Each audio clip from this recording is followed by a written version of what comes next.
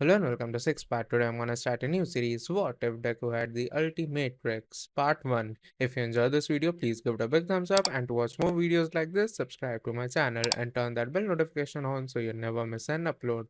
Now wasting no more time, let's begin. Once a serene, lively world, Earth has advanced incredibly fast because of her heroes. The Earth had been repeatedly rescued from several extraterrestrial attackers by the joint efforts of the Justice League's members and other non-military groups. For better or worse, a single young man's possessions drew them all to the planet. Omnimatrix, an alien race called the Galvans, created a seemingly innocuous piece of technology. The Omnimatrix was intended to function as a cosmic Noah's Ark in a way, but it could also be extremely destructive in the hands of evil. One might change their DNA to become one of the various races stored there by donning the small technological marvel. The most terrible creature in the universe, Vilgax, was ultimately vanquished by the Omnimatrix bearer after years of struggles and hardships. The cosmos and beyond were at last at peace after defeating this formidable enemy. But a human can only live so long, and eventually the vicious, cruel, and power-hungry galactic warlord would return for the treasure he so desperately wanted and to exact revenge on the person who had defeated him. To ensure that all of the data would be secure until it was required, a new Ultimatrix was built. A man with beard and graying hair asked, "Are you sure that the Ultimatrix will be safe in this new dimension?" The number 10 was emblazoned on the back of his lime green jacket. The individual in front of him nodded. "I'm quite certain, my young friend," he said. "I've watched this world for the better part of a century, and I can honestly tell you that the humans there are, while not perfect, better off than we were when you were a boy." With a green watch-like device on his left wrist, a younger man approached the older guy and stated, "Dad, I don't see why we can't just load the data into my Omnitrix. And besides, Vilgax hasn't been heard from in what? 30 years. With a dejected expression on his face, the young man's father said, "Kenny, we both know that that old squid will come for Earth as soon as I'm gone," and then he coughed loudly, shocking both of his friends. I'm all right," he reassured them, wiping a tiny mark of red from his lips. "And the answer to your question, son, is that I want you and your family to live in peace. And sending the Ultimatrix into another dimension is supposed to save us." Kenny asked his dad, "Dad, if Vilgax does come for Earth, then peace is going to be the last thing we have to worry about. Clark and John are just barely keeping the treaty between Apocalypse and New Genesis stable." He ran his hand through his graying locks. "Besides, I thought the Galvans wanted to use it as a fallback in case too many important races went extinct." He turned to the large machine in front of them and said, "As I've explained, each dimension is different from the others in the multiverse. Each Earth with different individuals, ideals, customs, and fates." The other man nodded. "True, but that is something that the Galvans have been fearing for a while." He tapped a few keys on the machine, and an image of the planet Earth appeared in front of them. "And of all of the Earths I've visited, this one is the most unique and dramatically out of all of them. Earth Omega," Kenny's father said as he moved forward and read the words beneath the picture of the planet. "The beginning and the end," stated the individual. "You see, this planet, this dimension in its entirety, has no other life forms other than those of Earth Omega." With wide eyes, Kenny exclaimed, That's impossible. How could life not have evolved anywhere else in this dimension?" His father concurred. "It's the truth. Heat death has already occurred within this dimension," the man remarked with a smirk, "because, my young friends," adding that, "the end of all life has already happened in this dimension." Both men appeared surprised. He continued by saying, "But from the depths of the cold came a miracle, a new, blazing star that drew in the dead planets to create Earth Omega." He continued by saying, "After Omega was formed, humans evolved just as they did here," turning and tapping a few more keys on the device. "Except for one minor detail." He said this as a picture of a strand of DNA appeared by the planet. "As you can see, this strand of DNA is quite a bit different than those of even hybridized humans." "I see what you mean," remarked the elderly gentleman. "This doesn't show any signs of being of alien descent, but it does show a natural gene mutation." Kenny said, "Yeah, and if I've got my genetics straight, then the person that this belongs to is incredibly strong," with a scowl, nodding in agreement as he examined the DNA strand. "Stronger than a Superman was in his prime." The man gave a nod, "And that is just one individual." He continued, "On this Earth, humans have all evolved to have naturally occurring superpowers of their own, and it is considered almost unheard of if someone doesn't manifest these quirks, as they're called, at the age of 4 to 10 years old. And the reason you think that this dimension will be safe is because unlike the other Earths, this one won't have its own Vilgax to invade it in search of the Omnitrix, remarked the old gentleman, at least, not unless our Vilgax learns about what we're doing, right, Professor Paradox? To the surprise of the father and son, the now named professor shook his head and said, I'm afraid that he already knows of our plan, Benjamin. He sighed, but this Earth will be the perfect place to send the Ultimatrix because not only does it have a multitude of heroic super-powered individuals, but because I am the only one that has the ability to travel there. His spies are everywhere, and not even the plumbers can ferret all of them out. Benjamin asked, his voice tinged with concern, what about Eon? The professor sighed and said, you know that he is of no real threat anymore. Try telling that to Grandpa Max, Kenny remarked sourly. Aside from the two of you, you're sure that no one can reach this Earth Omega? He sighs, raking a hand over his unkempt brown hair.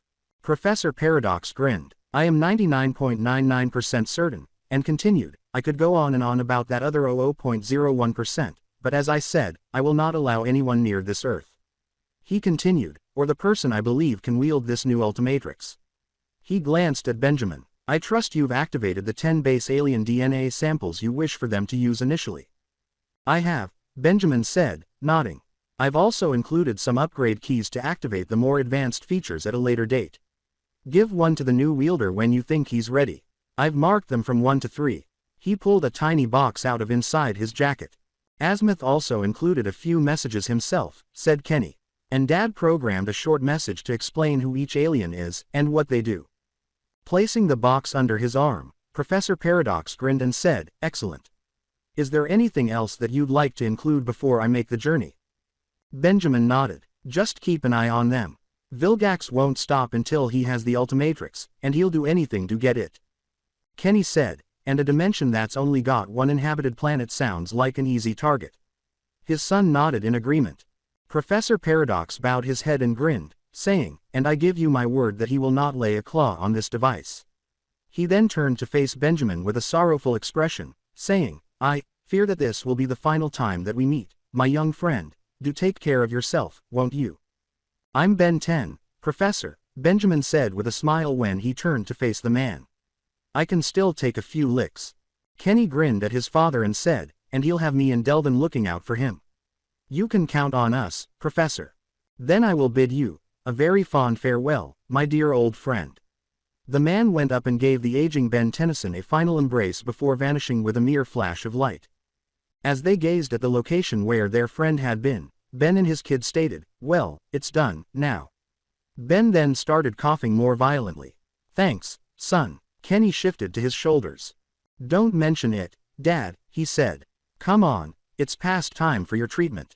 And Vilgax finally has the last laugh by infecting me with a damn super cancer, Ben muttered as the two of them left the room. All of those years of fighting against an oversized squidbilly with planet-destroying weapons, he said, with his kid at his side.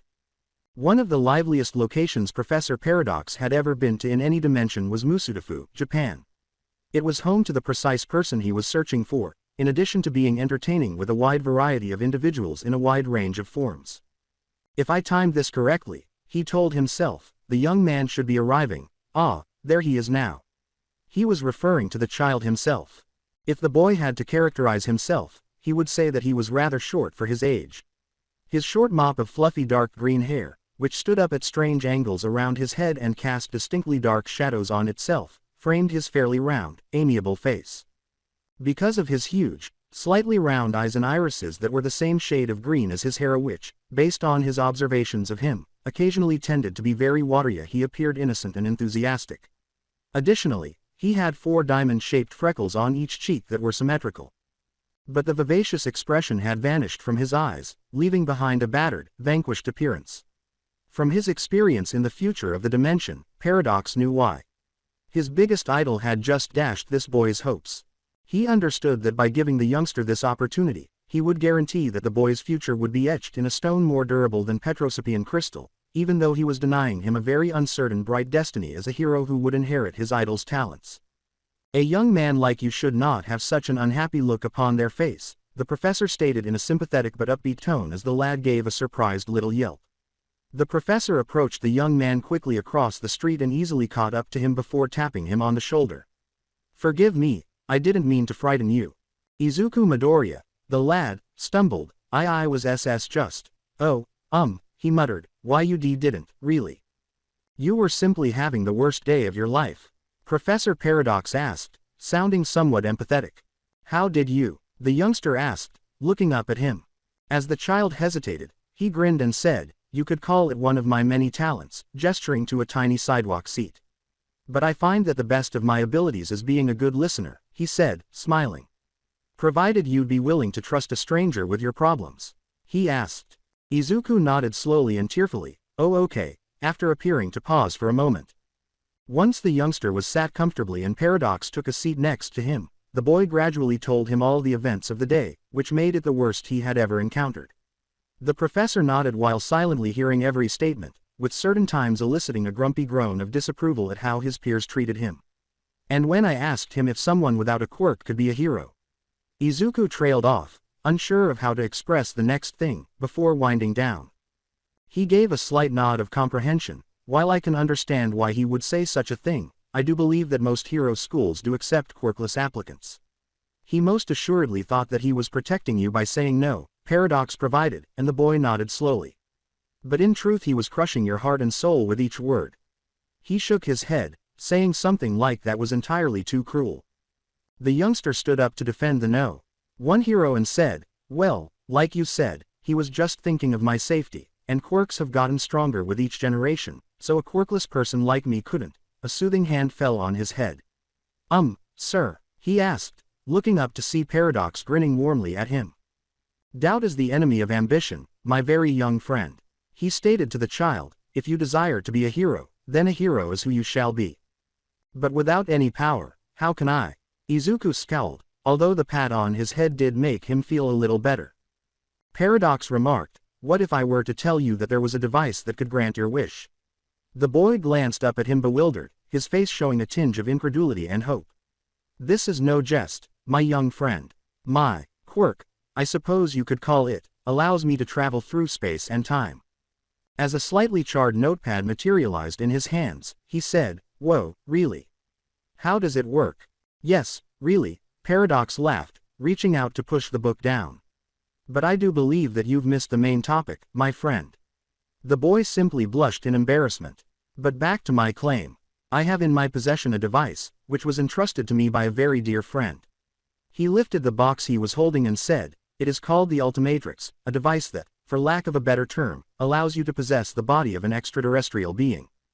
Extraterrestrial? You mean like an alien? Izuku said, feeling more perplexed than ever as the boy turned to face him. Exactly, my friend, he said, lifting the box's cover so the boy could peer inside. Izuku peered inside and saw what appeared to be a band that would reach nearly half of his forearm, resembling a gauntlet and including a black rectangular button and wrist couplings. Wow, that looks so cool, he commented with a grin, and this thing can turn whoever's wearing it into an alien. Several different alien species, to be exact, he stated, and I would entrust this to you, if you're willing to accept it. Izuku appeared ready to just pick it up, but he paused and glanced up at the man. I don't understand, sir, he stammered, his voice trembling a little, why give this to me?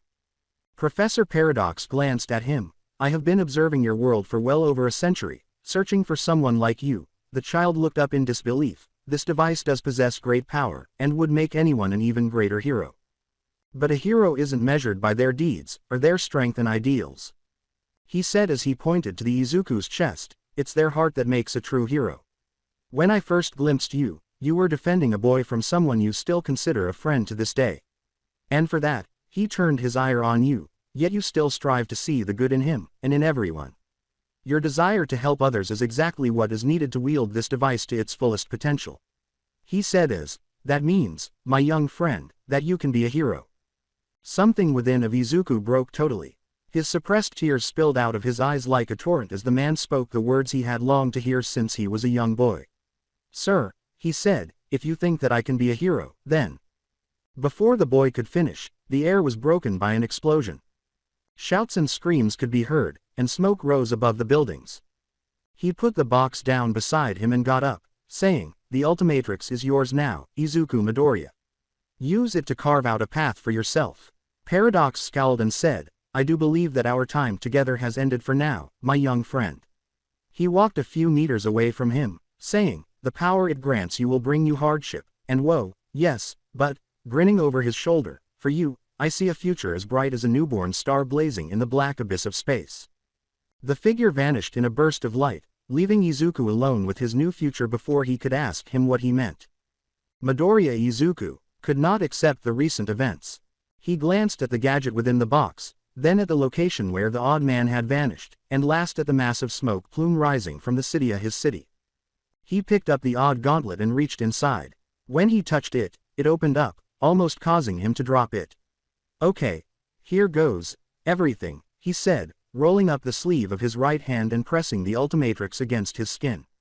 Then, as if it were fusing itself to his skin, the thing suddenly latched onto him like a leech. Ah!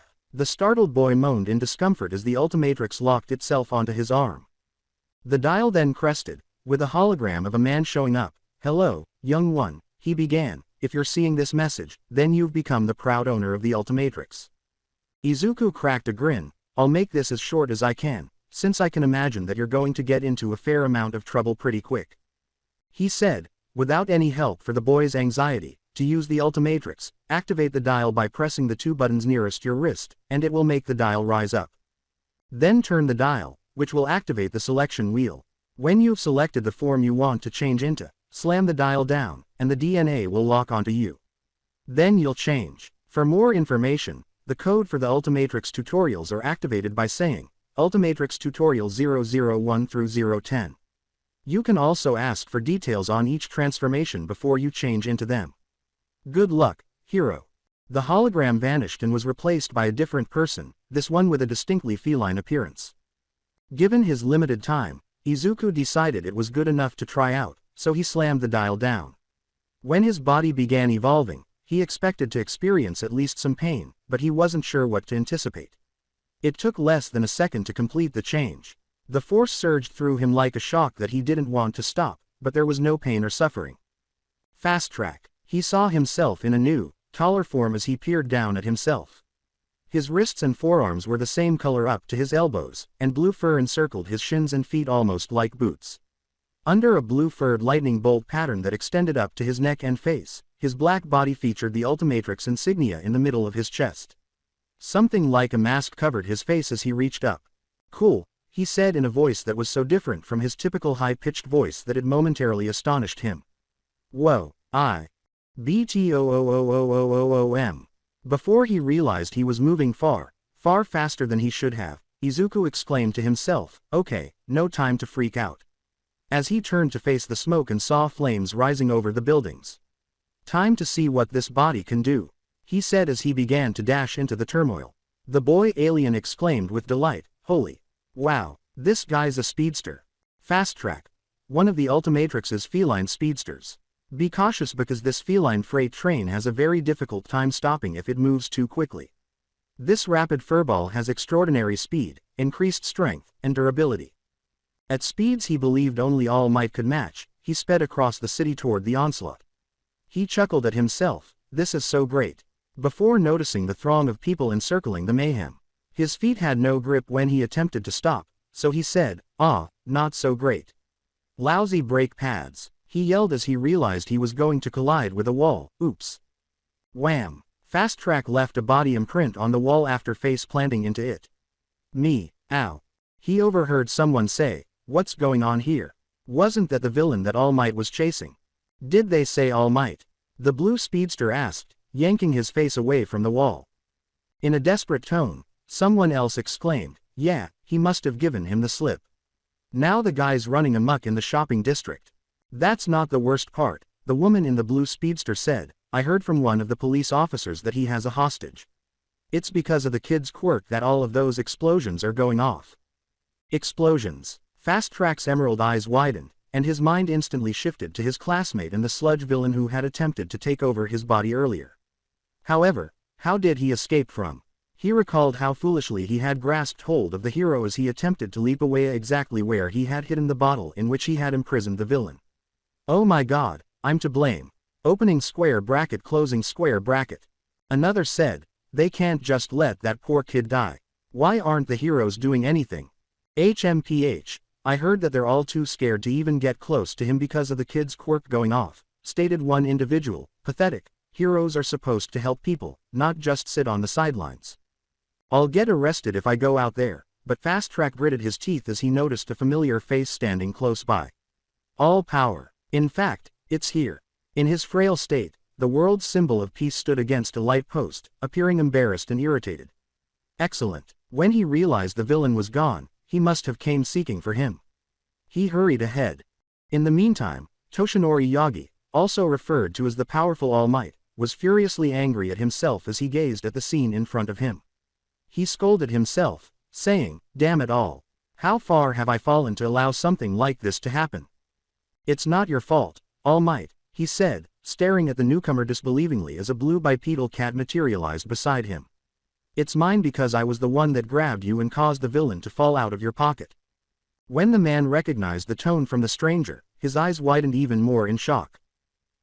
You, can't be. Young Midoriya," he said. "I can't right now because I don't have a license, but if a hero or a hero agent authorizes it, I can go help my friend out there." Fast Track nodded. "In the flesh, or fur, I guess."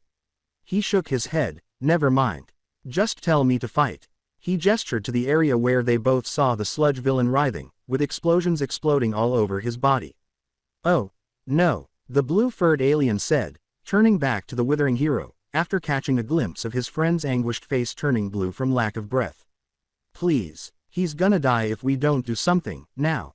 After giving the boy-turned-feline a slow nod, Toshinori replied, "All right," and gestured through the throng, "You get me to the front, and I'll authorize it."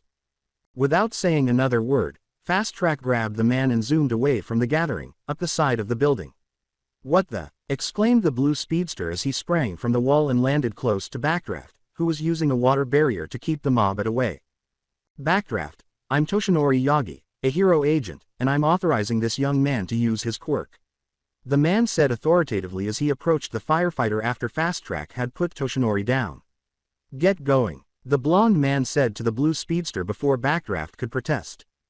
"Yes, sir," said Fast Track, dropping into a runner's posture before sprinting off in the direction of his flailing companion. "Brace yourself, Kachan." Katsuki Bakugo, who is only known to one person as Kachan, widened his eyes as the blue blur approached him.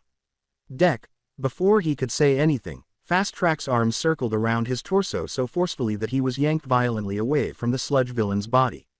It felt like a baseball bat slamming into his stomach. He skidded to a stop on the other side of the flaming street and said, "Now," his gaze falling on the villain, "it's payback time." Letting Katsuki go back to the villain, Fast Track sped past him, intending to strike the villain's body with a solid blow, but he came away with a fist covered in sludge. "Ah, gross," he said, shaking his hand clean and narrowly avoiding the whipping tendril of slime that was approaching. "Whoa, this guy can jump," he whispered to himself as he leapt higher than he had planned, yikes. And then landed deftly on a crooked lamp post. Then he laughed when he saw an overturned rubbish can and said, "Okay, physical attacks won't work, so I'll just see how much G-force this guy can take." He sat down and began racing again, circling the villain. As the boy ran in circles, Death Arms yelled, "What the hell is he doing? How's he gonna beat him like that?" But the big man missed something that All Might noticed. The two were surrounded by an increasing wind. "He's causing a tornado with his rapid pace. Opening square bracket, closing square bracket." The villain snarled at the speedster, "That's not gonna save you, ya little flea bag," and attempted to throw his slimy limbs at him, but the wind was now too strong for him to approach the blue teenager. "What the hell are you doing?" The only sound Fast Track was hearing was his own heartbeat. "Quickly," he said to himself, "I need to move more quickly."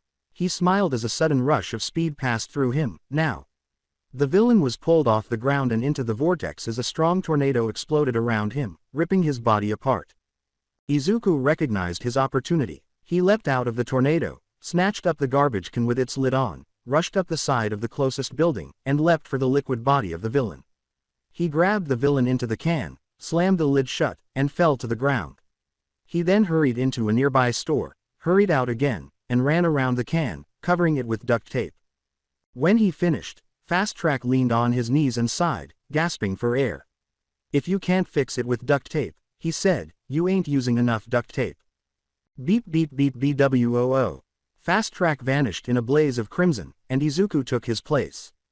The child who had just vanquished the villain and rescued his classmate left the heroes and the spectators in awe. Furthermore, he had totally outperformed the other heroes. A kid, Death Arms said, "You mean that little boy was?" For a number of reasons, foremost among them being that a child had put himself in danger, he was becoming enraged. With an expression of admiration, Kamui Woods said, "Man, I've never seen a speed quirk quite like that before." "It doesn't matter what kind of quirk he has," Death Arms said angrily, glancing at the young hero. "That kid shouldn't." Toshinori abruptly silenced the man and said, "Instead of getting upset, you might thank the boy for a job well done." "Well, guess what? There he is," he said angrily, gesturing to the recuperating boy. "I only authorized him to fight because all of you were just standing around waiting for a hero with a better quirk to come along." Death Arms just crossed his arms while Kamui scowled under his mask, saying, "Putting the kid's life at risk was still." The blonde man snorted at Toshinori, who acknowledged that it was against his better judgment. "But he begged me to let him fight," he said, understanding the man's attitude. "And with the life of a child on the line, I saw no alternative since all of you were working the crowd while waiting for someone else to do your jobs for you." It hurt, in more ways than one, as the two heroes observed the alleged hero agent leaving the house to see how the youngster was doing. "But, Deku, you bastard!" Toshinori's eyebrows almost sprang upwards at the exclamation. Then, with a look of pure rage, he saw the young man who had been imprisoned run toward young Midoriya. He snatched the teenager by the collar of his school jacket and gave him a vigorous shake. "How the fuck did you do that?" he said. The blonde growled nose to nose with the now frightened youngster, saying, "You lying little weasel. You said you didn't have a quirk." The boy swore and screamed, "What? No, I wasn't lying, I swear, Kachan." At once, Bakugo raised his palm menacingly and said, "Bullshit. You better tell me right now or you're dead. Young man, if you use your quirk here, then not only will I have you reprimanded by the Hero Public Safety Commission, but I will also make sure that you are denied access to any hero schools for the following year that you graduate from whatever middle school you attend." Toshinori complained and moved forward to step in and say, "I don't think so, young man." As the blonde whipped around in his direction, smoke already rising from the palm of his hand, Bakugo quickly backed away. First, he believed that Deku wasn't worth missing a single hero school day. 2. This slender extra who looked like Skeletor had to be really powerful to pose such a threat, even though he didn't appear to be much. The fiery teenager demanded, "And just who the fuck are you supposed to be?" Both guys froze for separate reasons, but they weren't the only ones who heard Toshinori smirk and say, "The name's Toshinori Yagi, kid, and I work as a hero agent for Might Towers out of Minato, Tokyo." "That guy works for All Might. Man, no wonder that kid was so good. You think he'll get scouted for UA's recommendations? Instead of being angry with this young man, you should be thanking him for saving your life," Toshinori said, extending his left arm behind him. "Because if I hadn't authorized him to fight that villain, then there's no doubt in my mind that you wouldn't be alive right now to complain." Bakugo scowled, recalling how nearly he had been suffocated, because none of these other heroes wanted to chance rescuing you from that walking sludge heap. But this boy was willing to risk everything, his life, his future, everything that he had to save your life. Bakugo pointed to the frightened Izuku. "I didn't need his fucking help." "Then you're both ungrateful and delusional," Toshinori scowled. "Now put him down." Before turning away from them, Bakugo huffed, tisk, dropped Izuku on his ass, and appeared ready to kill someone.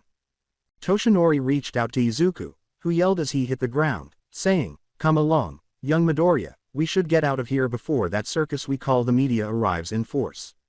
Izuku nodded, picked himself up, and accepted his assistance. Toshinori turned to face him and said, "Thank you, sir, for allowing me to save him, I mean."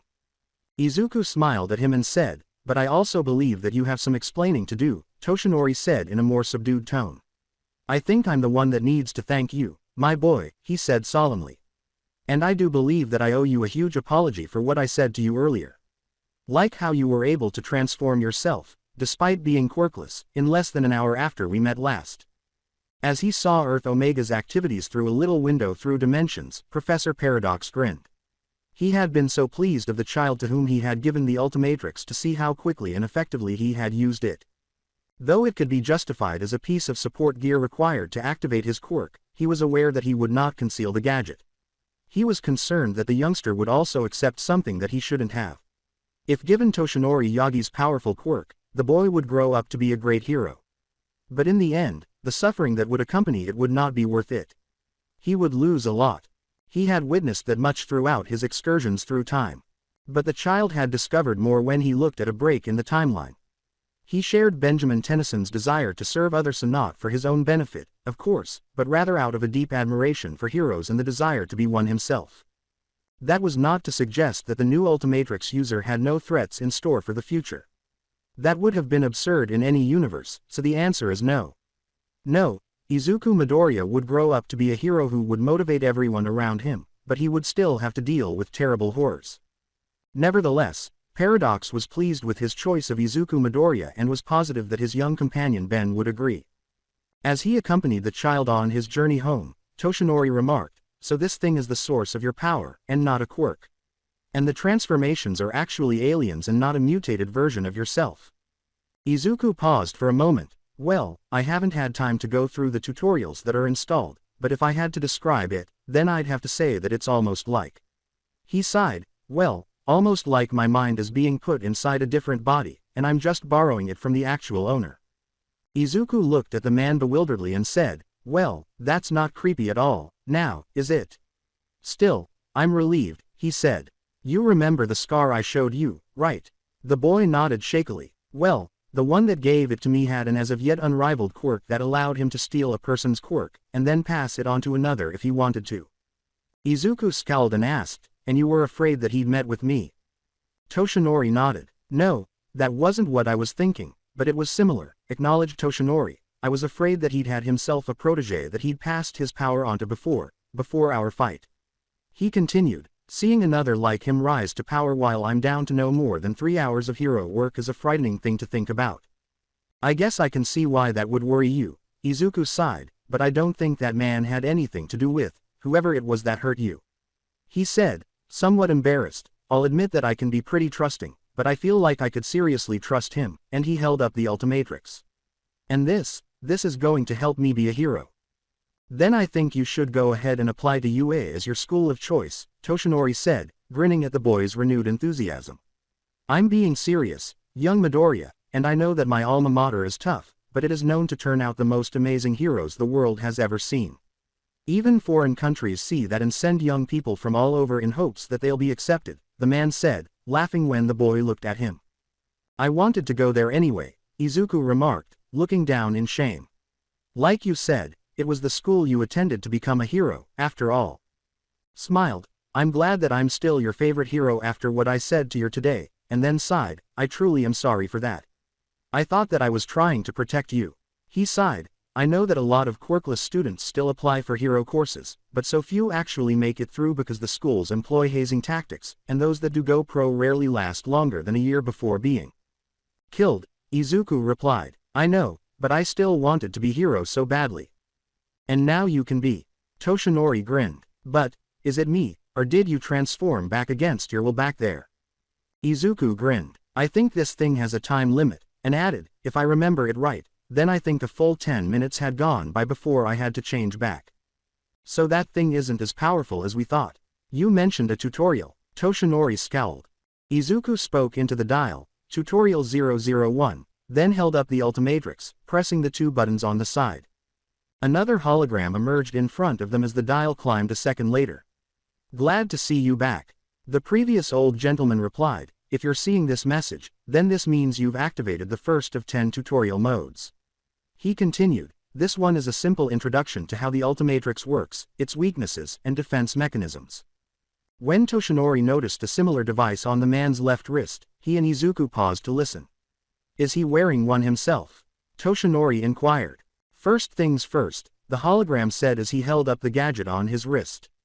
"The Ultimatrix, like any other Omnimatrix, has a time limit of 10 minutes when someone puts it on for the first time," he stated, supporting Izuku's hypothesis, "but that doesn't mean that this limit can't be extended to a longer period of time. With each transformation, and depending on how efficient you perform in combat, the Ultimatrix's AI will decide whether you are ready to have an extended amount of time in any form you choose to fight in." "That's good to know," Izuku stated to the hero with a breath of relief, at least I can train to extend my time limit. That'll be important, concurred Toshinori. But staying in an alien form for too long can have some serious side effects on your human body, the hologram continued. For example, the first alien in the Ultimatrix's database that you can use in combat is a being that's known as Fast Track. He has super speed, enhanced strength and reflexes, not to mention that he has an enhanced sense of balance, so it's hard to make him trip unless you're on something slippery or trying to stop after reaching top speed. But that isn't the only drawback. Fast Track, being a feline-based lifeform, has an aversion to water, which will transfer over to you when you change into him. Typical cat, Toshinori laughed. Lucky for you that there was no water involved in that fight back there. Yeah, Izuku said, chuckling. But in any form you choose to take, there is a danger to your natural body, the hologram continued, regaining their interest. Most of the forms you take will be extremely durable thanks to the extreme environments that their DNA samples are taken from.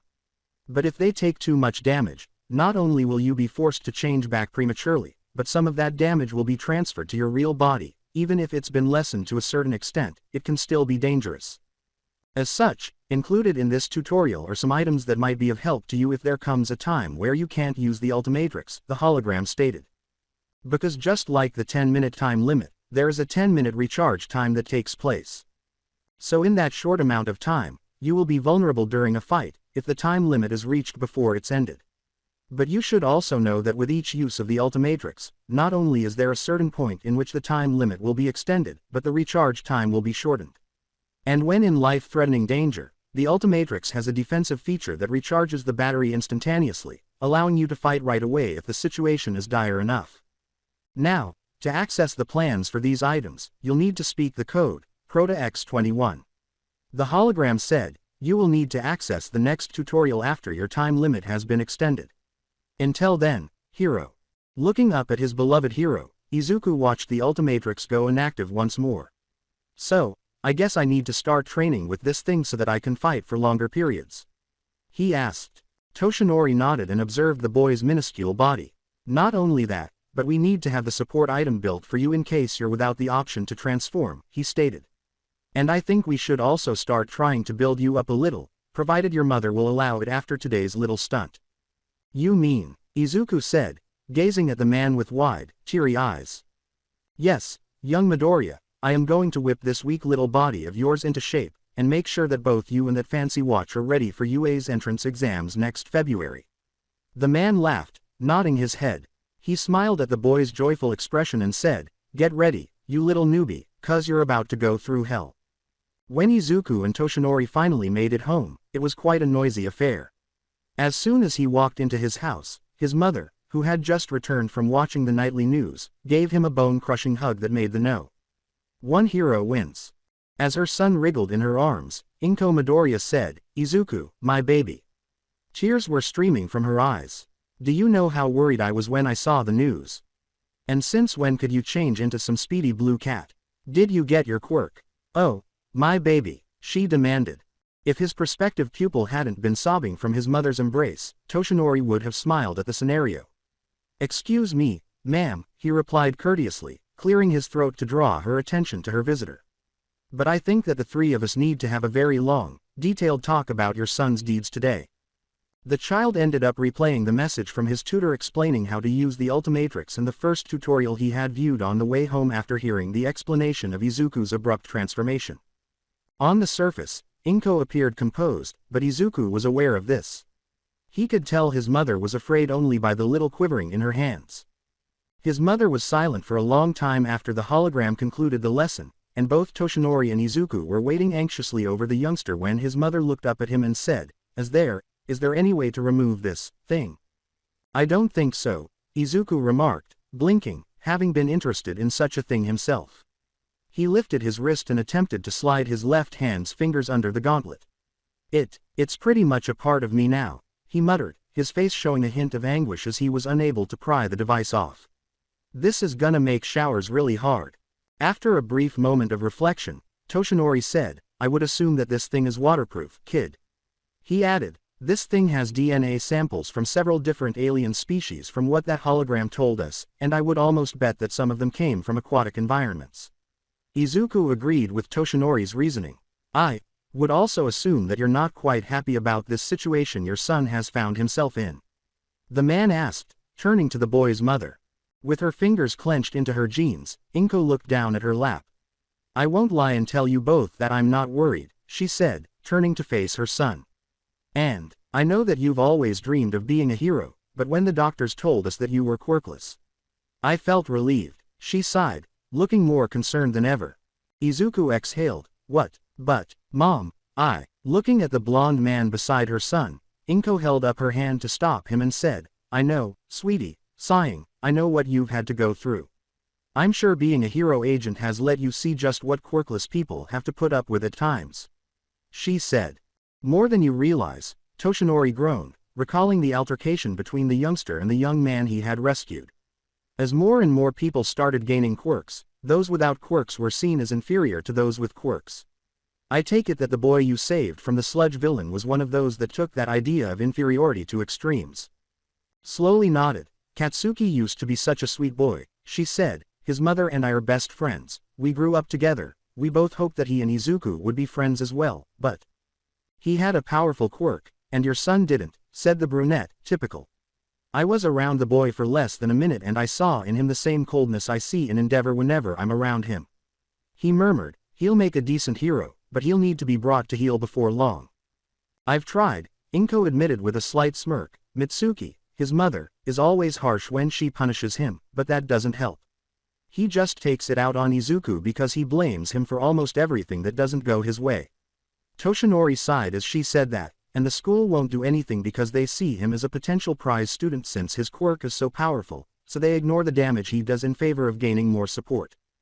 The woman nodded slowly, and her son merely listened in silence. And now that young Midoriya has the power to become a hero, this young Bakugo will increase his violent tendencies, Toshinori reasoned. The man leaned forward as Inko continued, it's not only that, despite her sigh. Heroes do such dangerous work, she said, adding, and my little Izuku is, and always will be, the most important thing in my life. Toshinori nodded with comprehension. I can honestly say that I understand why you would worry. Hero work isn't always life-threatening, but it is dangerous work, especially with the way some villains think nowadays. He glanced at the boy beside him and said, but young Midoriya, here, is a fine example of what I expect of heroes in general. He saw the boy's pride in his eyes and said, he has a strong sense of justice, as well as being sharp as a whip, laughing as Inko gave him a slightly arrogant smile. I had the chance to actually read through one of those notebooks he carries, so I know for a fact that he's got the skills to be one hell of a detective, too. Izuku sobbed in shame, oh, no. Forgetting his new treasured property, which he would later be wrapping in plastic. Laughing, Inko said, he does love analyzing quirks. If given enough time, I'm sure he could figure out a way to beat even All Might without even taking a scratch. Toshinori shook his head and then gestured slightly toward the boy. It's not just that, Mrs. Midoriya, he said. His notebook contains such detail about seasoned heroes and their quirks, how they fought, how they used those quirks, and, frighteningly simple ways to take them down. The withered hero's praise made Izuku flush. That's a bit of a stretch, sir, he said. All Might's strength is way beyond anyone's understanding. Not only is he strong, but that strength is used in several versatile ways that make him way more dangerous than a simple brute, and Toshinori yelled in his ear, stop nerdin', out. When her son yelled, Inko couldn't contain the laughter that erupted. I'm sorry about that, she chuckled. He tends to go off into his own little world whenever he starts talking about something that interests him. She laughed as she explained, but it is true that I was happy that you couldn't become a hero. She grinned and said to her son, you're my beautiful baby boy. I hated hurting you so badly, but knowing that you couldn't do something so dangerous made me happy, but now that you have this thing on your wrist, I can't really stop you, so I'll support you, if this is still what you really want. As he nodded and held up his wrist to face the Ultimatrix, Izuku stated, it's always been what I wanted, adding, I'm not upset for what you said, Mom, I know you were just worried about me. Things won't be any easier from this point on, young Midoriya, Toshinori replied. I wasn't kidding when I said that we needed to build you up so that you can physically defend yourself if your Ultimatrix powers down and takes too long to charge. He paused for a moment. You'll most likely need some form of combat-oriented support gear, but I can send some designs into Power Loader after you get into UA. You really think that he has such a good chance? Inko asked, blinking at him. Training a broad smile, Toshinori said, Mrs. Midoriya, I can honestly say that by the time I'm through with your boy, the hero schools would fight over him. Izuku was back at school in the principal's office a day after introducing All Might to his mother. Usually, he didn't want to be there. But with him was a particular hero disguised in a blue suit and headgear. The exact image of a significant person. The principal was aware of it. After learning that Toshinori Yagi was not just a Might Tower's agent but also All Might's direct contact, the man had been perspiring the entire time. Other than attesting to some of the cruelty and neglect he had experienced while attending the institution, Izuku didn't have to say much. I could close this school, and have every faculty member within these halls fired and blacklisted from ever teaching again. Toshinori had been very serious when he said, however, this boy has expressed no desire for me to do so, which means that you should all count yourselves exceedingly fortunate. Of course, sir, the principal exclaimed, his voice trembling shrilly. Midoriya has always been an outstanding student even though he lacked a quirk, his grades have been some of the highest we've ever seen. Reaching into his dress jacket, Toshinori took out a stack of documents that he had persuaded Inko to sign the night before. And you'll likely never see the likes of this boy again, he remarked.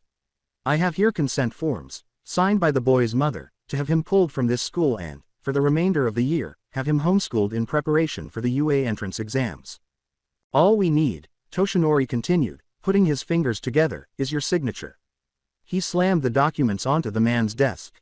The principal started to say, well, Mr. Yagi, why you see we, but was cut off by the skeletal man's stern look. If you're about to say that you feel that he would benefit more from time around your other students, he replied, then I must say that you must think that I'm a fool. He continued, not only do you allow your students to openly use their quirks in the classroom, but you do nothing to discourage the obscene amount of bullying that this young man has had to put up in his time here. The head of the school winced. And don't think I haven't heard about your so-called prized student, Toshinori said, bending forward and meeting the man's eyes directly. Did you know that the boy nearly attacked young Midoriya after he saved his life? He demanded, pointing an accusing finger at the man. You probably think that you're raising the next #1 hero, but all you're really doing is giving rise to a potentially deadly villain, or a second endeavor. The only reason I haven't reported his abusiveness to the HPSC is because of this young man's kindness. Toshinori reached out and slid the papers forward, saying, now I suggest you stop stalling and sign this. I have a real hero to teach. After a few days, Dagoba Beach. As he watched his student try to pull the enormous refrigerator he was sitting on, All Might, in his buff form, remarked, hey, it's pretty comfy sitting up here. You know people move these things every day, and most of them don't even have super strength, he said. While this was going on, Izuku was working hard to drag the machine over the sandy shore that was being utilized as a site for illegal dumps. He moaned as he slipped and went face first into the sand, snorting out sand and running the tip of his nose. Yeah, but they have special equipment to do that, he remarked, making a loud noise, plus there's an extra 600 pounds with you sitting on top. With his ever-present smile, All Might turned his head and replied, nah, I've lost weight, so I'm down to about 587, at least in this form, anyway. Izuku hung his head and moaned sarcastically, great, that's so helpful, before turning to face the dump and asking, so, why do you have me cleaning up garbage, anyway? With Izuku staring at him defiantly, All Might took out his phone and began snapping photos of the thin teenager, saying, not with that wimpy body, anyway. Just look at yourself, you're nowhere near ready for combat training. Sure, you could use your Ultimatrix and change into something insanely strong, but what happens when your time runs out and you're stuck being small and skinny for 10 minutes without any power to put behind a punch? He said, patting the top of the refrigerator before slamming it down into a thin sheet of crushed metal. He leapt down with a flash and landed next to the refrigerator. Now we could also take you to a gym and train you by lifting weights, but doing that will only do so much for your muscles, he continued with the setting sun shining behind his back, but doing manual labor such as cleaning this beach will use those very same muscles, and more. He smiled broadly, plus, I've heard that this stretch of the beach used to be quite beautiful, but unfortunately since the ocean current in this area tends to wash any trash that's made its way into the water up onto this beach, people have taken to using it as an illegal dumping ground since it's usually covered in garbage, and none of the police are able to doing anything about it since they never do any patrolling in this area. So not only will you be working on your muscles, but you will also be doing a bit of everyday hero work while you're at it. The man grinned at Izuku, and he said, you will restore the coastline, and when you're not working on your physique, you will be working on your transformations, time limit. All Might went on, but if you should fall behind in your studies, we will stop, young Midoriya.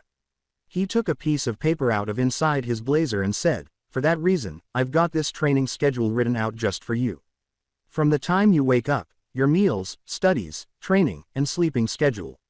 Follow this to the letter, and within 10 months, you will be ready to fight in and out of your transformations. Wow, you've really thought of everything. Izuku scowled as he moved forward to examine the itinerary. All Might bent over and whispered, are you sure you're up to it? If I'm being completely honest, young Midoriya, this is going to be extremely difficult. The man that gave this to me said that I could be a hero, and trusted me with it for that purpose. Izuku nodded as he glanced at the Ultimatrix, his eyes blazing with resolve. Not only that, but you're taking time to help me. I'd be an idiot if I didn't do my best. That's a good answer, young Midoriya, All Might replied, his eyes shining. Now let's make sure you're ready for anything. Izuku soon discovered the amount of work required of him to prepare himself to be a student deserving of a UA within the body. The beach was just a part of his daily schedule. Push-ups, sit-ups, crunches, and jogging with weight on his back, whether it was All Might himself or something big from the beach dumper, were among the various activities that All Might made him perform. He even scheduled swimming for him.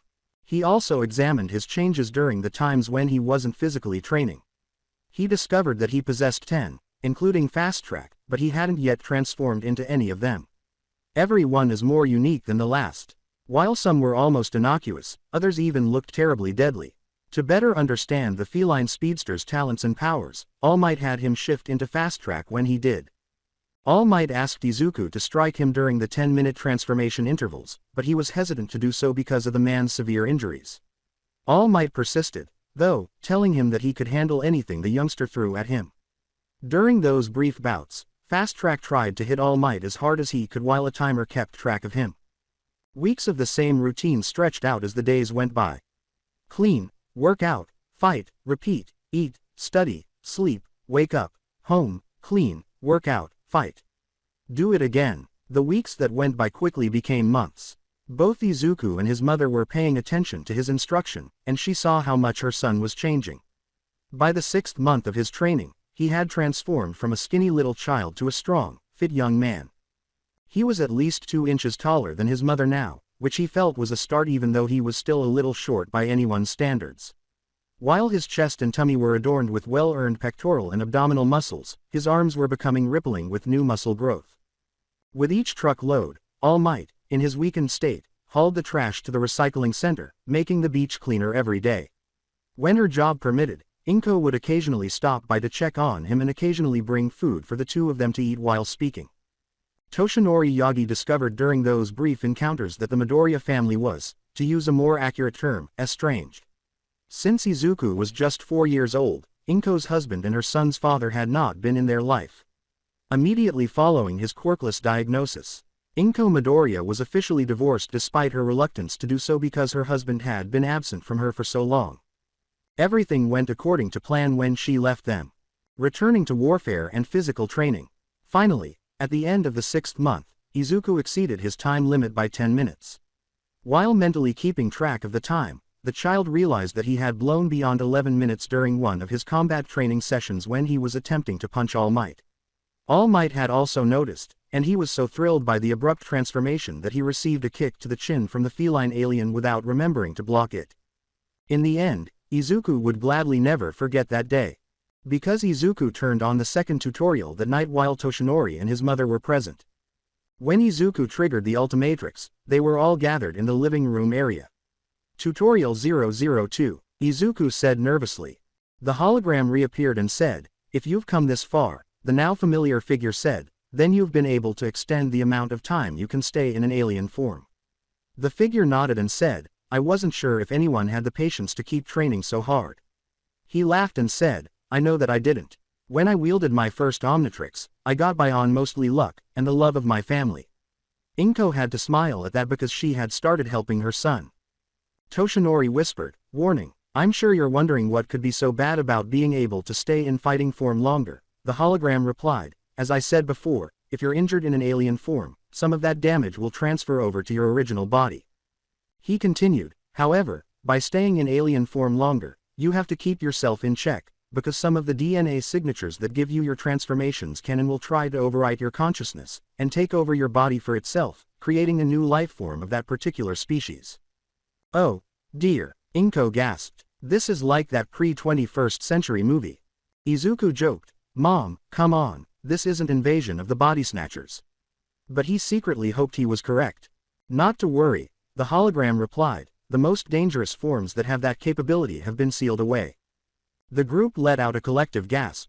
That being said, the Ultimatrix's AI system will decide from this point on if other transformations are necessary. By now, you've probably noticed that the thing can sometimes seem like it has a mind of its own. Well, it does, in a way. When you're in danger, it can supercharge its battery so that you can fight longer if it senses that your life will be in danger. It can also decide whether or not to change into something outside of your own choosing.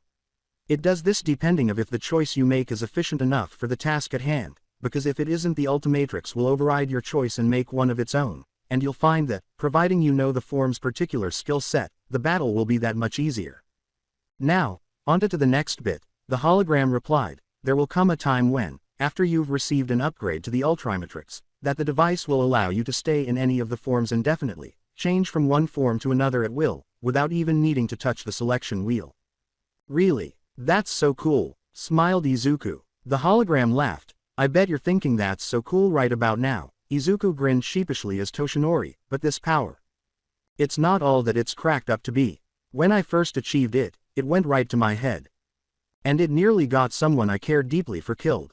The hologram looked glum for a moment, and I lost the ability soon after I achieved it because I was forced to reset the Omnitrix after a villain stole it from me. I barely managed to retrieve it. When I achieved it again, it was well into my adult years. Again, the ability went right back to my head. Not only did I feel the need to take on any threat that arose by myself, even though by that time in my life I had many that supported me in my fight, but I neglected something so very important in my life, my family. The hologram's comments resonated more strongly with Toshinori than they did with the youngster and his mother. Those precious people that had helped me up to that point just became shadows to me. I had no time to spend with them because I was always fighting to save the day like the hero everyone loved and adored. The hologram nodded. It took a punch in the gut from my younger self to make me see just what a fool I had been in neglecting my family. My grandfather, my son, all of them suffered because I wasn't there. I was off being a glory hound in their eyes, while I just kept telling myself it was all to keep them safe. The memory of his old friend and mentor made Toshinori's heart hurt. Nana had the same problem, he thought. So this is my warning to you, hero, the hologram said, don't ever let this power go to your head. Make time for your family as much as you can. And above all else, let people in. I don't care what planet you're on, or what dimension you're in. No one is ever alone. Of that I have no doubt. The thought of this man, who was instructing him from a distance, being abandoned after picking up an Omnitrix briefly made Izuku sad. Now, for the last part of the tutorial, the hologram said, the Ultimatrix, unlike its predecessors, has an evolutionary feature that, for some of your forms, can temporarily evolve them into a more powerful state. Izuku and Toshinori gazed at the figure with interest, saying, first of all, don't think that this feature is perfect. Even if you unlock the part of the Ultimatrix that allows you to stay in alien form, going into an ultimate form will drain the Ultimatrix, and leave you vulnerable for 20 minutes regardless of how much you've mastered the Ultimatrix.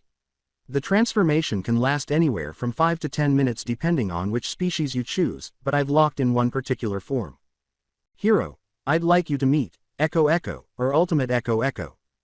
The voice of the hologram spoke. He was one of my most dangerous transformations. His species can use sound as a weapon. He can also clone himself into 15 separate bodies, making him all the more deadly when all of them are using their power at once. He stated as his image reappeared, I've locked him in to be one of your selections because you may need that power in the future, though I hope you never will need to use his more devastating attacks. However, his is a species that can go toe-to-toe with many other races, and in his evolved state, as you'll find out, he is almost unstoppable.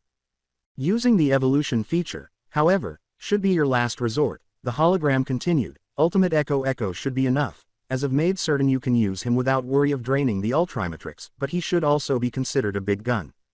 He continued, to activate the evolution feature, tap the Ultimatrix symbol wherever it is on your chosen form's body. After that, you have 5 minutes before a forced transformation back to a normal human being. I assume you're human, however, if I'm mistake, sorry about that.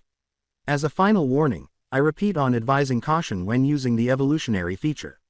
Use it only when you have a dire need. You should also only access the third tutorial after receiving your first upgrade. For now, I would advise accessing the plans for the proto tool from the previous tutorial, and perhaps a vehicle if you're old enough to drive, and bowed his head. Until next time, hero. Again, the Ultimatrix fell silent. Izuku sighed deeply and sat back. Now that he had a better grasp of his mother's concerns, the child muttered, he left his family. Could being a hero really take me away from my family? Not all heroes are like that, Toshinori remarked, patting the child on the shoulder. However, after reflecting on his own life, he gave in and said, but it can happen. It has. All Might himself has no family to speak of. Parents, a wife, children. He doesn't have any of that. He looked down sorrowfully. You won't be like that, Inko murmured, reaching over and squeezing her son's hand. You'll be a wonderful hero, and you'll have a family, and you will always have me, my beautiful boy. Izuku grinned and said, thanks, Mom. Mrs. Midoriya, Toshinori said with a laugh, would you and young Midoriya mind going to UA with me on your next day off? She turned to face him. UA, but why? The boy's mother said, blinking. And what better place to do so than at a school for doing just that? The man shrugged, adding, I think it's time that Midoriya learned a little bit about his other forms. He then rubbed the back of his neck and added, and, perhaps if the two of you are up to it, we could, grab a bite. While her son only gaped, Inko's cheeks began to slightly flush. Is it possible that All Might asked my mother out on a date? Opening square bracket closing square bracket. Toshinori was seated across from Izuku and his mother, who were seated in the backseat of a big black automobile. You two act like you've never been in the back of a limousine before. The blonde man said, smiling. We haven't, they both stated. Relax, he added with a laugh, because it's just a car in the end. A really expensive car, Inko said, noticing a place for a champagne bucket at one end of the seats. You really didn't have to escort us, Mr. Yagi, she remarked, sighing as the guy continued to smile, we could have just taken the train. I know, but I thought that this might be more comfortable for you, Toshinori replied. There's a lot of commotion this time of year in preparation for the entrance exams, so the trains would be filled with prospective students wanting to fill out their paperwork ahead of time and get everything they needed to pass the tests. With a trace of embarrassment, Inko remarked, still, though, couldn't you have picked a less conspicuous car? And nodded slowly in understanding. This is far too fancy for my tastes. I know how you feel, Toshinori replied. But I'm afraid that my little truck would feel even less comfortable since we'd all be packed into it like sardines. He laughed, and this was the only company vehicle I could get on such short notice. Compared to his mother, Izuku was having a better time on the ride. He didn't get to feel even slightly significant every day. He was attending the best hero school in the nation, which just increased the excitement. I wouldn't get too excited, young Midoriya, Toshinori said, showing the boy a slight smile. We're not going there for a tour of the campus, we're going there so that we can figure out just how powerful these other transformations of yours are. Toshinori could almost see the energy emanating from him in waves. With a smile on his face, Izuku dug into his backpack and pulled out one of his well-known notebooks, which appeared to be spanking new. I spent a lot of last night going through each of the forms, tutorials, and writing all of them down, he remarked. Knowing what you had to do today, you should have known better than to stay up all night writing in your notebooks. And what about your studies? His mother said, her face displaying disapproval and worry. You were supposed to be asleep, young man. She reprimanded as her son developed a sheepish expression. He looked more closely at the youngster's face and saw some very evident symptoms that he had been up late. She's right, my boy, I planned your sleep schedule for a reason, he added. Wait, you're overworked, he charged the boy. Izuku leapt in his chair and said, Young Midoriya, Toshinori said as he examined the child, that training schedule one made for you was made specifically for a set amount of tasks each day, along with certain amounts of carbs, and proteins for you to consume, and certain amounts of sleep. He seemed furious. You've been doing well, but if you start to overwork yourself, then all of the work that you've done up to this point will be for absolutely nothing. Izuku said, I'm sorry, but, with his head dropped. But what, dear? Inquired his mother. I want to be the #1 hero. The youngster said, taking a nervous breath. I don't just want to do well during the exams, he conceded.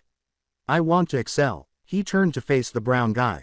Toshinori's mouth curled into a smile, but he knew he had to stop this before Izuku lost all he had worked so hard to earn over the past 7 months.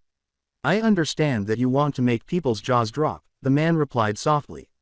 But, kid, if you keep going like this, not only will you be sabotaging all the work you've done up until now, but your health will suffer. With the full force of her nurse's training, his mother said, he's right, dear, your immune system will weaken the more you do this, which means you could catch something terrible like the flu or pneumonia very easily. She added, it could also lead to heart problems, including a heart attack. Nodded, and the recovery time needed for something like any of those ailments she listed would be weeks, not days. Young Midoriya, he continued, so, after we're done here today, you are going to be taking time off from your training, and I'll be adjusting the plan to get you back on track. He said with a slow nod, and I'll be counting on your mother to tell me if anything seems out of the ordinary with your health from now on. No need to go that far, Izuku said, pale. The two adults yelled, oh, yes there is. At the embarrassed boy, who flushed. The UA staff were all sitting around a large table in the conference room, with a small white mammal wearing a nice vest and pants at the head of the table. Nezu, the principal of the entire UA, was this little creature. Educational institution, I'm glad that all of you managed to attend this meeting this morning, the little creature replied, we have some important items to discuss before our special guests arrive. Guests, as I understood it, All Might's supposed to be bringing in a young boy with a rather dangerous quirk, isn't he? Asked a somewhat voluptuous woman who was Nimori Kayama, better known to the world as the R-rated Hero Midnight. She turned to face the principal. Everyone in the room was aware of All Might's health and his quest for a replacement. A lot of people in the room questioned whether the young man he was bringing in was the one he was seeking. Yes, the principal responded before turning to the other employees. Remember the hostage situation that took place 7 months ago involving a student and a villain who had a sludge-based quirk? His eyes narrowed, and he scowled. Don't tell me that the boy he's bringing in is that blonde-haired kid that was threatening that green-haired speedster. He said. I do, he said, snorting. That was a complete fiasco. Death Arms and Kamui Woods both had the quirks needed to either subdue the villain or rescue the hostage. Just the opposite, Sekijiro, said the animal, the green-haired child is the one he's bringing in. He said as the other began to murmur among themselves, as you are undoubtedly aware, the boy was able to transform himself into a feline-like speedster, and not only save the hostage, but also capture the villain while keeping collateral damage to the barest minimum, which is quite the feat when we know that the street they were on had already been quite badly damaged by the villain's rampage. And now, because All Might wants to help the boy, we have to allow him to enter this school prematurely, remarked an unassuming guy. You know my views on All Might's brand of heroism. So why should we even consider helping this kid before he even takes the exam? A loud-voiced blonde man replied, come on, Eraserhead, there's no need to write the kid off before we've even met him. Besides, he might surprise you. The teacher nodded, and the only reason that All Might requested that he be brought in was because this boy has such a unique power. He replied with a grin on his face, as I understand it, his speedster form is only 1 out of 10, and he has yet to access any of them considering he thinks that they could be dangerous not only to the boy, but to the public as well since the child has never transformed into them. He said as he drank his tea, there is also another hurdle that the boy wishes to overcome. His quirk, as I'm told, only lasts for a certain amount of time. A man who appeared to be formed of cement nodded. Understandable. Rare as the air, a multi-mutation quirk like that must cause a great deal of strain on the body, and with quirk laws set in the ways that they are, practicing with such a quirk would be next to impossible. How long is he able to access his power? The Eraserhead responded, if it's too short of a time window, then this kid has no. The principal stated, 10 minutes, which caused Eraserhead to look irritated and the other teachers to look a little unsure. Yes, I realize that this window isn't a very large one, but from what I understand, it can be extended as All Might noticed that he was able to stay transformed for a further 5 minutes some weeks ago before setting up this meeting. The boy is hoping to extend his time even further with more training, the principal said. A man wearing a gas mask over his face and dressed in a cowboy costume remarked, he's going to need it. 10 or even 15 minutes is a pretty hard line for a rookie to pass. The little mammal said, a quirk like this is far too versatile for us to pass up an opportunity to train, even if there are a few drawbacks, with a happy nod. That's why he needs to experience these other forms he's able to change into, Nezu said, glancing at the shabby pro. But there's something else that worries me about this visitation. A slender man wearing a helmet shaped like an excavator claw over his head said, you worried about a simple visitation? That's rare. He smiled, well, it's true that with people like you on the staff, I have very little to worry about other than the public opinion. Nezu said in a slightly joking tone, but what concerns me is that All Might has told me that the origin of this child's quirk is known only to a select few, those few being All Might, the child himself, and the child's mother. He looked around the area. Of course, we will all be made aware of the child's power, however, it was hinted that we should keep it between ourselves for the child's own safety. Eraserhead became suspicious. And do tell, what exactly makes this kid's quirk so special? He asked. Other than the fact that multi-mutation quirks are exceedingly rare, and oftentimes quite unstable, I'm not sure, yet, Nezu replied. However, I do know that when they arrive, we are to put the boy through his paces. All Might assured me that he could handle it, no matter what the circumstances. Look at it this way, Nimari said, smiling as she turned to face Eraserhead. Unlike at the beginning of last year, at least you can see if he's going to be worth your time. The audience erupted in laughter as everyone remembered the year before when Eraserhead, who his students called Shota Aizawa, had expelled a whole class of students because he believed they were all useless. Oh, I assure you, Mr. Aizawa will not be allowed to do away with a class the same way that he did in our previous year, Nezu replied with a small chuckle as Aizawa sighed. Don't get me wrong, Mr. Aizawa, your teaching methods can be quite efficient, however, expelling an entire class had a very negative effect on our public relations. The media still hasn't stopped giving us grief over the incident. You said that I could conduct my teaching methods how I saw fit, Aizawa remarked, glancing at him. Nezu looked down at a list in front of him and begged the man, and I meant what I said, but please refrain from expelling any students until at least the second month of classes. I say this knowing full well that we have some incredible students coming our way this coming school year. We have 5 students that have qualified for the recommendations test, and the only reason that All Might says that he is not putting in this child's recommendation is that the boy wants to earn his place here. Given that All Might would have done everything in his power to get the youngster accepted into the nation's premier hero academy, Aizawa scowled and thought, maybe he won't be completely hopeless. But that time restriction. Now, before we get ready to greet our guests, Nezu continued, there's something I would like to discuss with all of you concerning the upcoming school year. He raised his hand to the papers in front of him. In front of you you'll find a yellow folder contain an idea I have been meaning to implement for quite some time involving the students, and the substantially large property on which the campus sits. A dormitory was the first folder that Aizawa opened. A man with a black helmet covering his entire head, a jaw guard around his jaw and over his nose, and round mufflers remarked, you've been talking about this for quite a while, and you really think that this is the right time? The other faculty members gave him sad and worried looks as Nezu nodded his head and said, I do, ectoplasm, with a slight frown on his face. We all have to face the facts, he continued, and All Might's time as the symbol of peace, as a hero in general, is coming to an end. According to Ms. Recovery, All Might can only maintain his quirk for less than 3 hours a day, and that is without straining himself. However, if he pushes himself, that amount of time will diminish until he can no longer act as a hero. I had heard about his injury, a man in a cream-colored suit who had a wild appearance replied. Is there no possible chance for a full recovery? Nezu nodded his head, I'm afraid that there isn't. He grumbled, which is why he is limiting his time as an active hero, and coming here to teach the next generation. He smiled, and as such, I felt it necessary to employ dorms, not only to bring about my dream of turning this into a true academy, but to also ensure the safety of our students. Are you talking about outside threats from villains that might want a shot at All Might? Nimari inquired. Yes, I am, Nezu replied. These children could easily become targets for those aiming for All Might, considering he would stop at nothing to see the children safely returned should such a crisis ever emerge. He exhaled, which is why I think these dormitories would serve as just the right deterrent for keeping the villains at bay and our dear students safe. After their first semester here, only a very powerful villain would dare approach them. Aizawa wasn't so certain. Let's not count our blessings before they're received, said the individual. All Might has some extremely powerful enemies, some as strong, if not stronger than he is, like Muscular, or the villain that injured him so badly that he can't do his job properly anymore.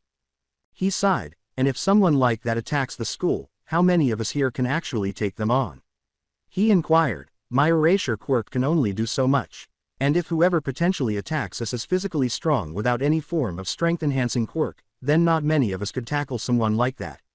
He said, staring at Ectoplasm. I still remember the villain that took your legs. Ectoplasm nodded, and he wasn't near as strong as some of the villains that have surfaced in today's age. He exhaled. However, I think the dormitory system is quite a good idea. He eased up. Not only will it keep our students moderately safe from lesser villains, but it will promote better relations between future heroes. I agree, the man who resembled Cement acknowledged. Just say the word, and I'll have them built in no time at all.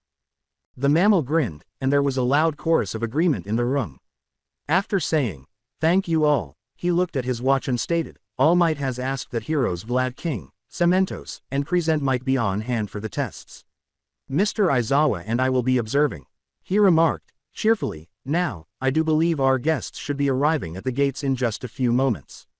Why me? Sighed Aizawa. The man's eye twitched in frustration as Nezu grinned at him and said, because this boy will most likely be placed in your class, adding, and since you judge those on how capable they are, I would like you to see just what he can do since I don't want him getting the worst of your hazing process. Fo City Training Ground Beta. As he stood outside Training Ground Beta's gates, Izuku exhaled, whoa. This place is a training area? He asked. You know the school's motto. Toshinori laughed and rubbed the boy's back. That's right, he continued. The property that the UA campus sits on is several hundred acres in size, which gives the staff quite a lot of room for their training regiments. Izuku joyfully recited, Go Beyond, plus Ultra.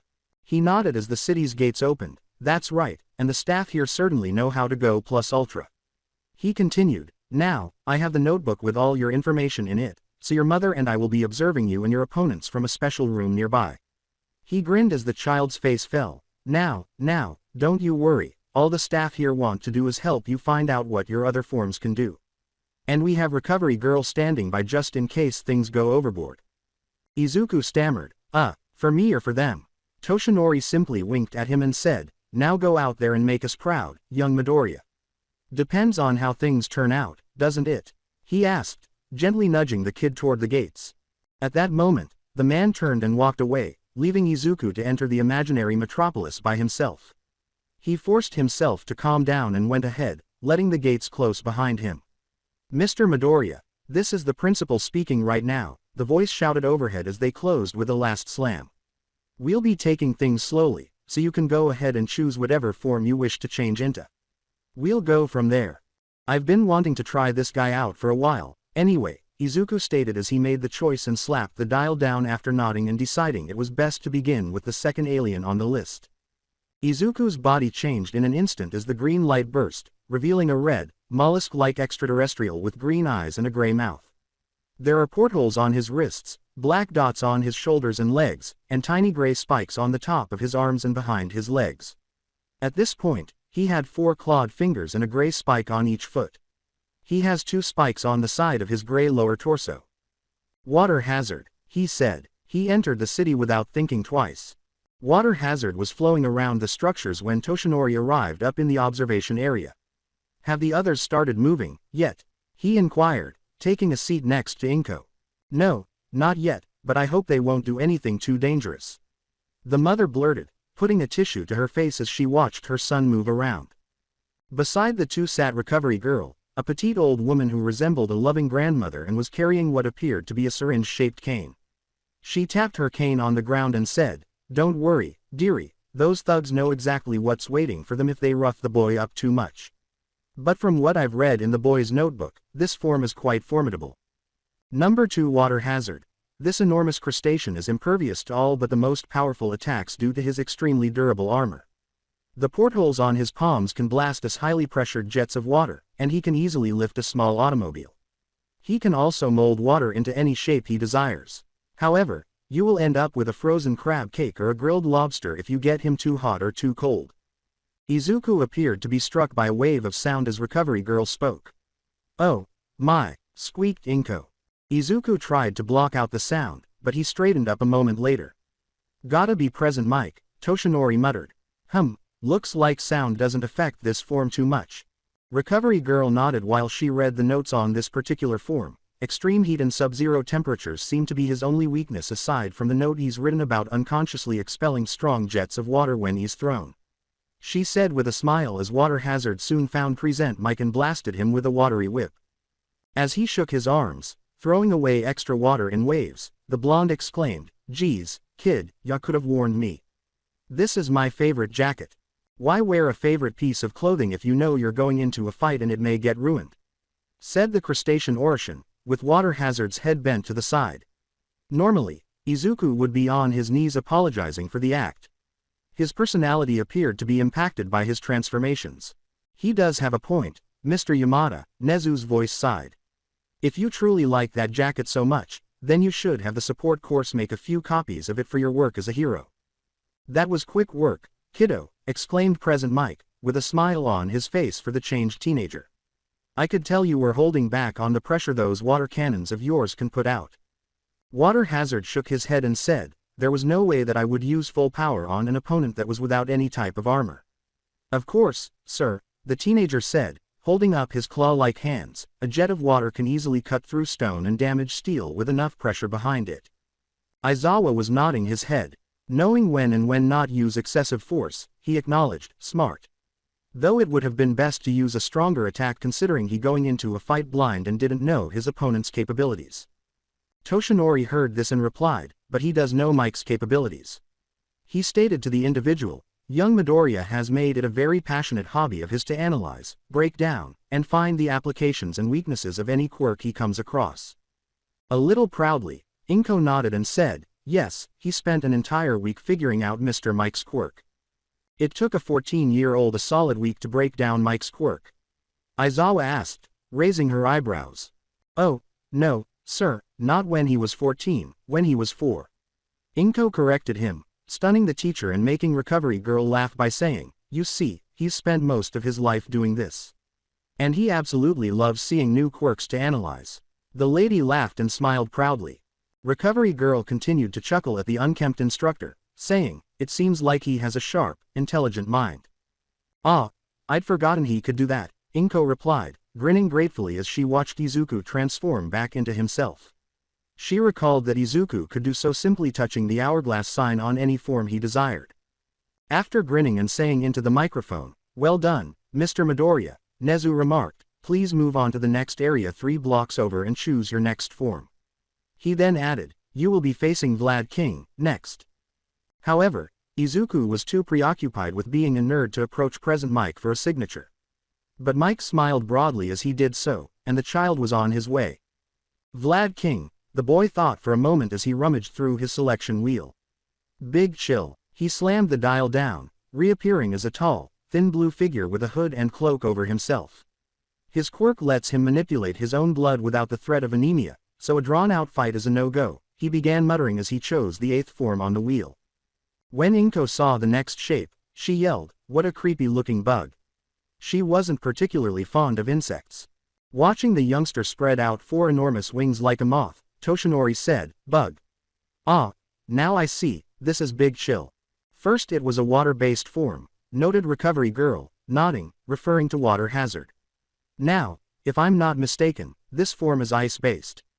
He certainly seems to have a well-rounded roster of mutations to change into," Nezu stated as he looked at Toshinori. "Though I have to wonder why we haven't seen any adverse effects from the constant flux in his body. Better to let the tests finish before we get into any of that." Toshinori shook his head as Big Chill took off for his next stop. Number 8 Big Chill. This extraterrestrial Mothman can freeze anything he inhales, including steel, until it breaks. Additionally, he has the ability to phase through solid objects and transform them into popsicles, as well as make himself intangible. However, High-pitched noises can kill this gigantic moth more quickly than a can of Raid, so there's no need for a bug zapper. When Vlad saw the blue moth approaching him while he was waiting for Izuku, he thought, that's him. As he prepared for the fight, he yelled, "All right, kid, show me what you got." Before the fight could even start, Big Chill let out a blast of air so powerful that it froze the street and Vlad with it. His shivering teeth snarled, why you've gotta be BBKK kid DD ding me. Big Chill forgot he was flying and tapped the emblem on his chest after laughing. It resulted in Izuku falling to the ground. Fortunately for him, the fall was brief. Both Toshinori and his mother buried their faces in shame, but the tiny boy was not aware of it. The boy chattered, "I thought I should probably do another long-range attack like before since I know you favor close-ranged combat with your quirk." Izuku landed on his butt and got up from the ground, shivering from the cold air he had brought. Grunting, Vlad was able to climb out of the, "Don't apologize, kid, that was a good call. Close combat is my preferred style, so taking me out before I could get close was the right move. Just like what you did with Mike, long range can be just as effective as close-range combat in neutralizing a villain." Nezu uttered the words, "He's quite right, Mr. Midoriya," across overhead speakers. "And I, for one, think that you're doing a marvelous job." The teacher replied with a smile, "However, for the next display, I'd like you to choose one of your more powerful forms for a show of force if you wouldn't mind." The animal replied, "Cementos will be waiting for you, but do please be careful not to attack him on sight as you have been." Izuku gave Vlad a shy smile just before requesting his autograph. "Does that kid ask heroes for their autograph every time he sees one?" Aizawa said, one eye twitching wildly, after witnessing the boy get his notebook autographed once more. Inko laughed, "Just about." She continued, "Don't be surprised if he asks for your, Mr. Aizawa. You're one of his favorites." Aizawa softened somewhat as a result of that. "Hello there, Mr. Midoriya," he replied cheerfully, "I see you've yet to choose another form. May I ask why?" Izuku was greeted by a friendly Cementos as he entered the next room. Izuku was fighting the impulse to pull out his notepad for another autograph, but he was trying to maintain his composure. "Well, sir, Nezu said that I wasn't supposed to attack you right off the bat like I did with Vlad King and present Mike, but you also wanted to see a large show of power, so I figured I'd him show what's supposed to be my last resort, but I really don't want to use it on a person." The child replied, "Is there a particular reason why you'd hesitate to use that form on a person?" Cementos asked, tilting his head. Izuku gave a nod. "Yes, sir, because it's like a steroid beefed-up version of present Mike, and uses sound to really dangerous levels." Cementos turned to one of the streets and remarked, "I see," nodding in agreement. "Let's do it this way, then. There, this should suffice." He then knelt down and pressed his hands against the concrete, causing 5 10-foot-tall concrete walls to rise up in front of them. "Now, then, you may change into the next form, and to avoid the potential danger of its powers, you may use that form's powers on these walls. Each one is 10 feet thick, so it should be more than enough to show how powerful the form is." He turned to face the camera and asked, "Will that suffice, Principal Nezu?"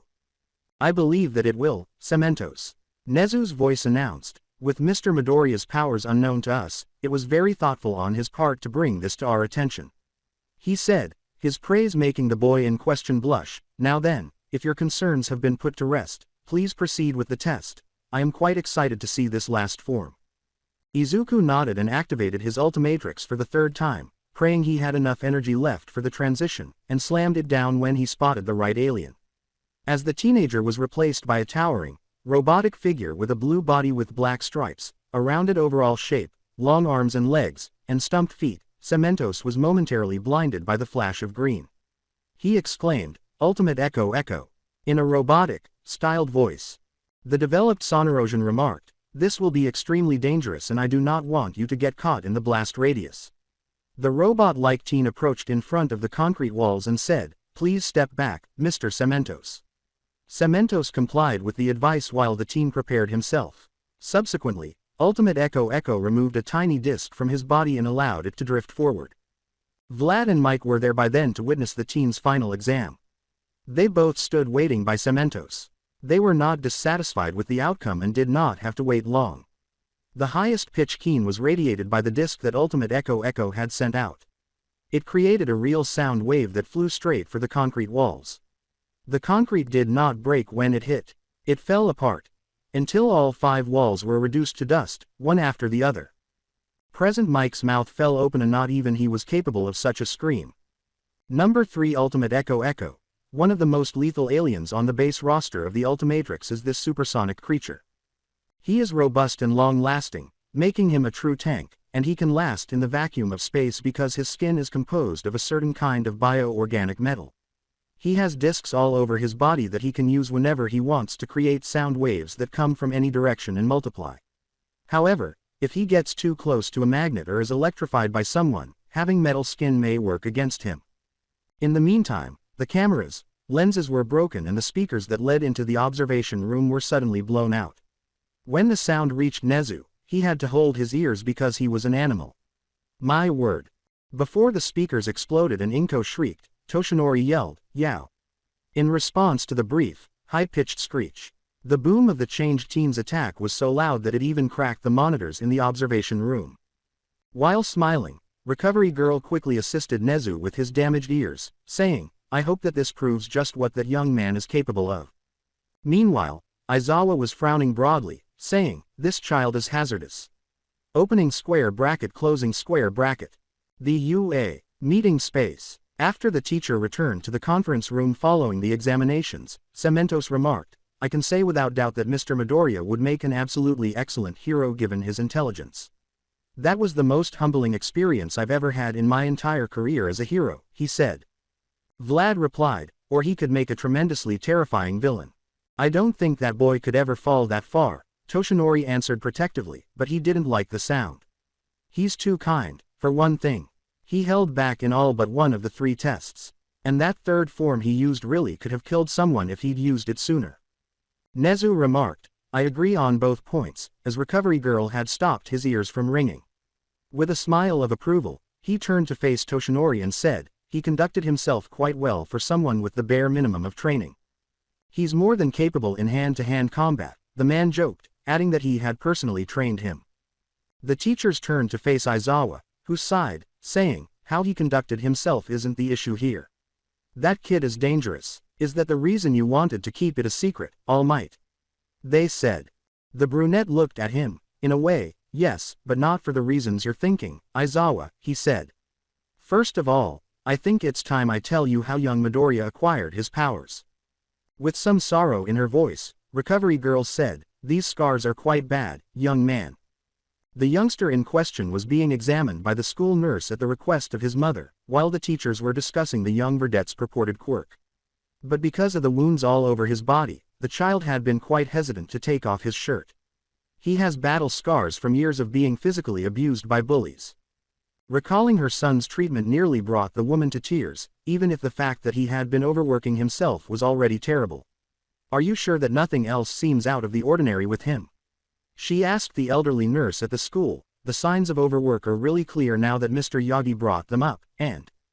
There, dearie, apart from these scars, the boy's perfectly fine," said Recovery Girl, kindly patting the woman's hand before swinging her cane at the boy, who ducked with a startled yelp. "And you, young man, should be ashamed of yourself for worrying your mother so much. Honestly, the routine that Blonde Oaf has you going through is one that is meant for those with strength augmentation quirks." "What was he thinking?" she replied. Well, I'm sure he had my best interest at heart." Izuku stammered, trying to defend the withering hero, with a slightly apologetic smile. "Yes, he has a license as a fitness trainer, and he's formerly a hero, but to think he would have you doing such strenuous work is folly, and you thinking that you aren't doing enough is even worse," snarled Recovery Girl, brandishing her cane menacingly. "He may mean well, boy, but he has no clue of what to do with a child like you.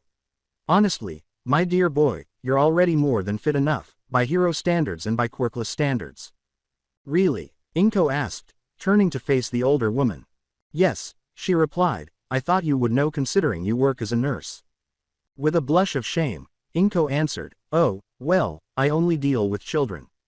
Younger children, with a tone of mild desire. To be honest, she was disappointed that she and her husband, Hisashi, had never had any more children. Izuku wouldn't have been raised essentially alone, at least. That hadn't happened, of course. However, she discovered that she was physically unable to conceive another child. Additionally, her spouse quickly began working longer hours and spending more time away from home. As Recovery Girl began to examine her son, she thought to herself, I guess I should go ahead and push for that divorce. She checked his reflexes and said, it's true that he's a little wiry for a boy his age, but he's quite well off with his muscle structure, so I suppose that Oph had it right in a few places. She then scowled at the green gauntlet on his right arm and said, and this device on your arm, which caused the boy to jump a little. It seems to be completely fused with your skin on a molecular level. Almost as if it's a natural part of your body. Before the youngster could panic, his mother explained, it's how he accesses his quirk. I don't know why it came so late, but it suddenly grew on his body before we knew what was happening, she said. Did it now? Recovery Girl hummed thoughtfully, glaring at the woman with a calculating expression that made Inko perspire a little. As the youngster grinned and nodded shakily, she complained angrily, well, it's not the first time that a child's been misdiagnosed as quirkless. That outdated toe joint test is ridiculous to begin with. But I imagine that your sudden change in appearance was quite a shock. Either way, dear, you're in perfect health save for the obvious fatigue from doing the extra work. She glanced back at Inko. I'm sure that blonde oaf has already thought of this, but once you're done here, let him rest for a few days, and make sure his meals well are balanced. Oh, I'm sure some light exercises will be fine, she said as Izuku appeared to be protesting, but no, and I mean absolutely no heavy lifting. She cautioned him. After giving the youngster a handful of gummies imbued with her quirk energy, Izuku laughed and nodded slightly, saying, yes, ma'am. She then gave him the all-clear to get dressed and reconnect with young Midoriya. What the hell is wrong? Izuku was buttoning his shirt when Toshinori popped his head into the room. Ah, all done I see, he said with a smile, then turned to face Recovery Girl. I hope he wasn't too fatigued, he said. That's for pushing the boy so hard, you oaf, screamed Recovery Girl, shaking her head. No, but it could have been bad if you hadn't caught it when you did, she continued, slapping him in the side of his leg with her cane. Ow. Toshinori was bouncing up and down on his other leg while holding onto the other, and Izuku could only feel sorry for him while Inko worried about him. Inko yelled, oh, dear, Toshi. While attempting to assist the man, Toshinori simply smiled and dismissed her worries, saying, and not to worry, Inko, I'm quite used to being smacked around, laughing, especially by cranky old. When Recovery Girl swiped at his head, he bowed his head like a turtle and said, biddies. Recovery Girl yelled, I'll show you a who's old biddy, as the man fled before she could use the sharp end of her syringe cane. As he ran away, Toshinori yelled, young Midoriya, I'll be waiting for you in the conference room. As Recovery Girl raged, honestly, that man needs to act his age. Before turning on the laughing child, Izuku simply laughed at the man's antics. And don't you go taking after his behavior, young man, she remarked. Izuku chuckled and raised his hands, saying, no ma'am, I won't, while his mother merely scowled at him. Hey, seriously, I won't. He was reminded by Inko, well, dear, you do tend to stick up for him a lot. Just shrugging, her son said, I won't lie and say that I don't like having him around, and he smiled slightly as he turned to face his mother. Besides, you like him, too. Izuku. Inko burst into a bright scarlet flush. To the woman's complete dismay, the elderly nurse laughed and remarked, oh, Toshinori is a good man, dear, I'll readily admit that. But she'd have her hands full with his immature side. Izuku kissed his mother on the head and ducked out of the room after finishing his clothes and making his way to the door. If she can put up with me, and Auntie Mitsuki, she can put up with anyone. See you in a bit, Mom. Ever since that man made a remark about us grabbing a bite together, that boy, Inko said, palming her forehead before lowering herself to one of the room's beds. Recovery Girl smiled and said, don't get me wrong, I can understand your hesitation. After all, you've only known the man for a few months. He wants you to be happy, dearie. Inko nodded her head. Oh, it isn't that, she admitted, I'm a married woman, but I'm sure I'm deluding myself into thinking that my husband will just walk through our door and everything will be just like it used to be. She exhaled. She questioned, how long now? In regard to their split. Inko grumbled, almost 11 years, now. She continued, his company needed him to move overseas, and, well, without even asking if we'd be alright with it, he packed up and left. As the woman could only nod in agreement, Recovery Girl sighed. Well, now, that sounds like an easy out if ever I heard one. Did he even consider bringing you and your son along? She said. She said, and I was fine with it. With a slight smile, I had my beautiful little boy, and that's all I really needed. He didn't even mention it. You do know that he's not, said Recovery Girl with a frown. Not a baby, I know, Inko admitted. And that's why it's been harder. He's wanted to be a hero for so long, and now that he might get his chance. She noticed Recovery Girl staring at her with some concern after feeling a hand on her knee and said, Inko, my dear, I think you should see a therapist. Why? Inko asked, blinking. The nurse looked at the elderly woman in disbelief and said, It's obvious to me, Ms. Midoriya, that you have autophobia. I can also see that your son has some sort of PTSD. Because of his old buddy, Inko was fully aware of her son's problems, so she bit her lip. She hoped, however, that this would alter right away. Do you really think that I? Yes, the Recovery Girl replied. It's not a severe case, but you most certainly have fear of being abandoned thanks to that husband of yours. She replied as she stroked the woman's knee, I won't force you into anything, but Mr. Inui, our hound dog, is very good at his job, and he does take on cases from students' parents. You're saying that Izuku's already going to be enrolled? Inko asked, shedding a tear or two. Oh, I know for a fact that if Nezu has his way, that boy is going to be one of the next big three of this school. Recovery Girl laughed. Hoo. A young blonde lad jumped off one of the beds and fell to the floor with a grunt and a yelp, and both women jumped when a body tumbled from the ceiling. Speak of the devil, and the devil is what you'll get, the elder woman said with a smile as she went to see how the child was doing. Fall asleep in class again, Mirio, dear? She asked. With a broad smile, the now-known Mirio just said, ha ha ha, what can I say? Classical literature is so boring. But Inko's cheeks was flushed a bright scarlet. Dear Lord, he's naked. AA 1/4 AA registered AA 1/4 AA 1/4 a cent AAA cent. The very fact that Toshinori had revealed the source of his quirk required Izuku to be present in the conference room. As he had done with his mother, he replayed the messages that his mentor had given him, which included both tutorials.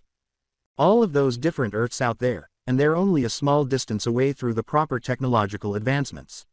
Nezu smiled joyfully, finding the entire presentation intriguing. To think that the multiverse theory was correct all along. Any of this would be 20 times more advanced than anything currently on the market.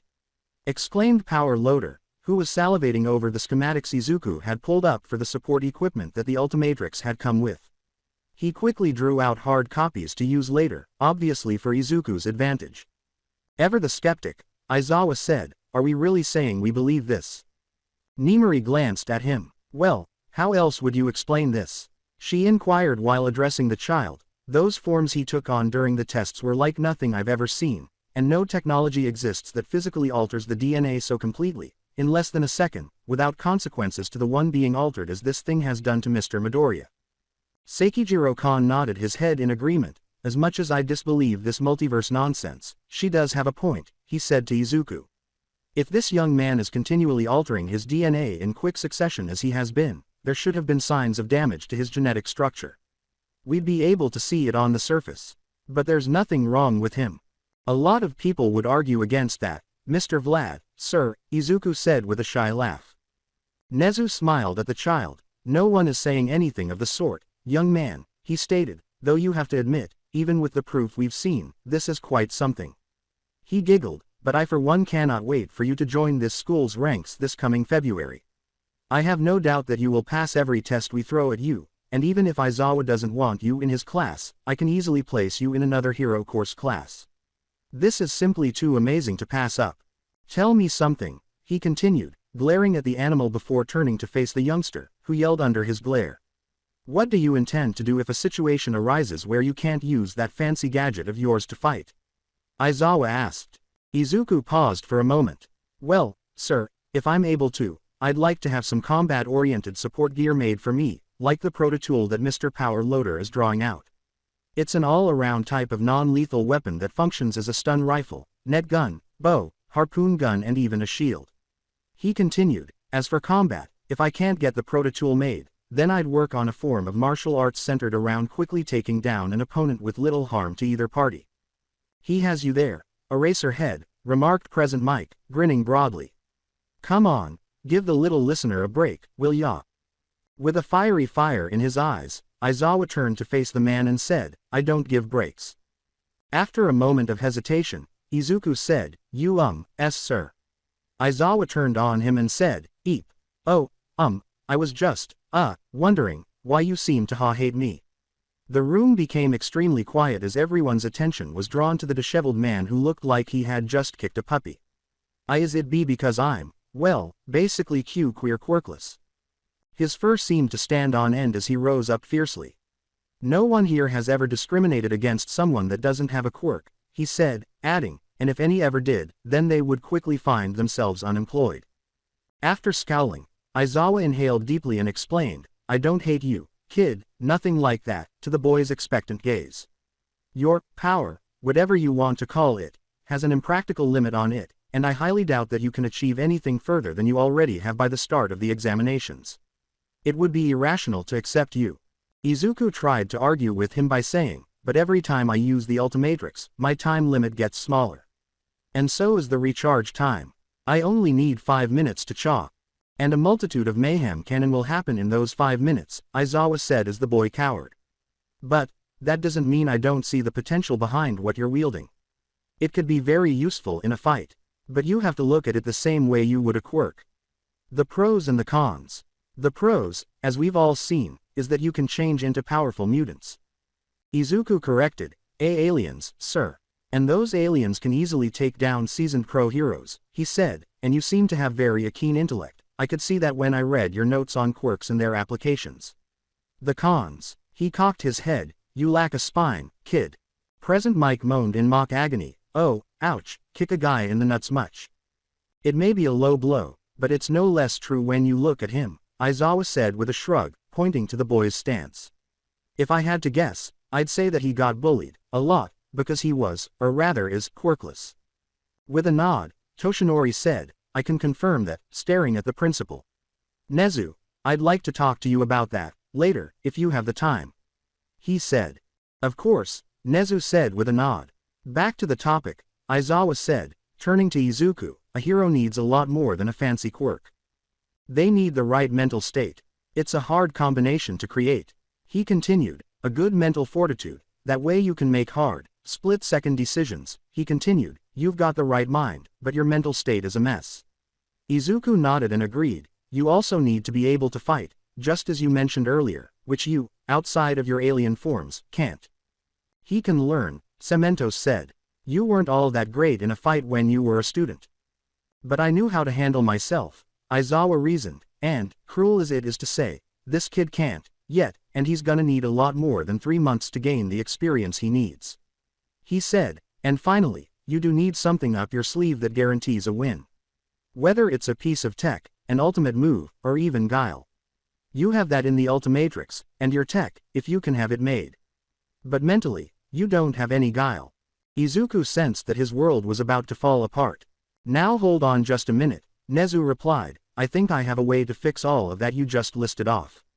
Really? Awoke Izuku. Nezu gave a nod. Indeed, while a bit unorthodox, it isn't unheard of for a young man such as yourself to be placed with a pro hero to gain some experience with their quirk if it manifested exceedingly late. Which is what we're going to put on your quirk registration papers. Are you seriously suggesting? Aizawa's face twitched, and Izuku's face brightened. The mammal turned to Toshinori and said, an internship. Nezu grinned, and I think I know just the person to recommend him to. Are you, perhaps, still on bad terms with? Oh, no, the blonde exclaimed, crossing his arms. No, no, no, no. Absolutely not. I do not want to talk to that guy. Personal feelings get in the way there, emo might. Asked the smiling Present Mike. Simply glancing at the man, Toshinori said, give me a break, Mike. Mr. Nezu, Izuku asked, glancing at the three of them. Yes, young man, the boy inquired, who exactly are you talking about? Nezu just grinned broadly, why All Might's former partner, Sir Night-Eye, of course. The animal said, as I'm sure you know, he's a former sidekick of All Might, and went on to found a very successful career as a hero and a detective. He also likes to unnecessarily browbeat people he doesn't like. Toshinori sighed, I have my reasons, Nezu, but the man isn't suited for young Midoriya's needs. The shabby teacher added, I happen to think that Night Eye would have a positive effect on him, but Aizawa scowled and said, that's blatant favoritism. But I don't support the idea of sending this untrained kid into a hero agency just so you can make him ready for our classes. Furthermore, Izuku had no desire for that. Is it really necessary for me to do this? Nezu nodded. You misunderstand, he replied. While Sir Night Eye would be a very fine hero for you to learn from, the person I want you to form an attachment to is his apprentice. The instructors all turned to look at him. At the beginning of the second-year internships, Night Eye approached one of our students, a very nice young man that shares many traits with you, All Might. That in and of itself raised a red flag with the blonde man. Does he share my traits? He must have been teaching a new one for all wielding, the man reflected sourly. Are you talking about Tagata? Nimori said with a grin. I am, Nezu replied. He may not have the best grades out of any of our students, but he is no less outstanding enough in our school to be one of the big three, as they've been called. At our school, those with the best skills are considered amongst the top of the hero courses, Kon told Izuku. Each year has them, but this young man along with two of his classmates have retained that title throughout their time here. Nezu gave a wink, and this internship with Night Eye has only made Tagata that much better of a person, he added as he glanced at the child. I'm hoping that you'll take some of the energy that comes off of him and build up your own confidence in that regard. According to Toshinori, if Night Eye doesn't think he's trying to leech off of him. AA 1/4 AA registered AA 1/4 AA 1/4 ascent AAA sent. In his residence between dimensions, Professor Paradox was watching the timelines weave together, as he usually did when he had more time than he knew how to spend it. He observed his close friend Benjamin Tennyson's dimension on one side. After battling evil since he was 10 years old, the man was now ready to relax, more than 60 years after he had received his first Omnitrix. For the latter decade of his life, Vilgax's illness had tormented his body. Despite his efforts to stay strong and healthy, the sickness could not be beaten. It is true that the cancer cure would have been discovered 10 more years after his friend's death, but despite the professor's best efforts, time would not permit him to simply obtain the cure for his friend. Even the Celestial Sapiens would not permit certain things. Entering another dimension with the Ultimatrix was just about the limit of what they would permit. Nevertheless, with his loved ones by his side, Benjamin had lived a long and amazing life. His best friend, cousin, brother in bond, wife, son, and godson. Both earthly and alien individuals were waiting for the inevitable outside the hospital where he was dying. Ben 10 would depart from his loving world. Through their own Omnitrixes, his godson Delvin and son Kenny would carry on his work. His legacy would never be undone. He noticed a divergent pair of lines as he peered into Earth Omega's future.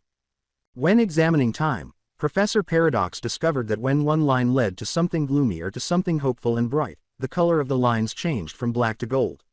A golden line indicated a tranquil future, while a dark line indicated a bleak one. But the two lines representing the future of Earth Omega were strangely vibrant. It's true that one of the lines was entirely black, indicating that it was pointing toward a very bleak future. However, the hue of the other line was bronze. Though it was an unusual color, he had seen it previously. It turned out to be a line that was both dazzling and black. The future was not looking good for Earth Omega. Either way, he made the decision to start by examining the most bleak future. He entered the past. The man exhaled as he emerged into a deserted street. He said. He walked over to a broken statue that previously represented All Might, the world's hero, and remarked, a bleak future indeed. There were abandoned buildings all around him, knocked down by powerful punches. He could hear people screaming and shouting in the distance all around him, but he could not hear anyone helping them. He was aware that All Might's quirk will be given to Izuku in this scenario. A future overshadowed by darkness. After all, he felt that giving the youngster the Ultimatrix was the appropriate thing to do. He was sure of it, really. Because he was aware that many lives will be transformed for the better when the youngster fully utilized the technology. A large number of people who were beyond salvation would be saved. Grinning, he opened a gateway to the better future, determined to explore where it would take him. Following the discussion with the UA faculty, Izuku and his mother were sent home. Academy. The blonde man was still fighting over the internship that Nezu planned to provide him, so Toshinori did not join them as they had hoped. But his mother wasn't exactly happy with the concept either. Later, the youngster learned that his mother had chosen to begin attending UA treatment sessions, merely to gain his trust, and for reasons she would not disclose. He spent the rest of the day sleeping as Recovery Girl had suggested, but he resumed his activities in the morning. He informed his mother in a note that he was heading to the beach to finish up some cleaning. But he was not going to be performing any heavy lifting. Since learning what the monster accomplished, he had been itching to attempt one of the strangely potent aliens in his arsenal. He was confident that this new form could produce the proto-tool he required, but he wasn't convinced that the support course could. But he discovered that he wasn't alone himself when he arrived at the beach. He would have been okay if it had been someone else. He would have been okay if the woman had been an adult. But the individual searching through the numerous trash heaps at Dagoba Beach was a girl. A girl about his age, extremely cute and terribly dirty. He was reluctant to do anything than observe her actions. She was rummaging among old car parts and appliances that had been dumped at the beach, and she was up to her elbows in trash. She appeared to have scavenged the components from the milk boxes behind her. She was really adorable, to be sure. Golden eyes that appeared to have crosshairs as pupils, thick, pink hair. He wouldn't normally be the kind to gawk at a girl's body, but the way this girl was clothed made it impossible. She wore nothing at all save a sports bra from the waist up, where she was wearing a pair of coveralls with the tops open and knotted around her waist. And it didn't leave much room for his creativity. She wore a heavy pair of welding gloves over her hands and a pair of goggles over her head.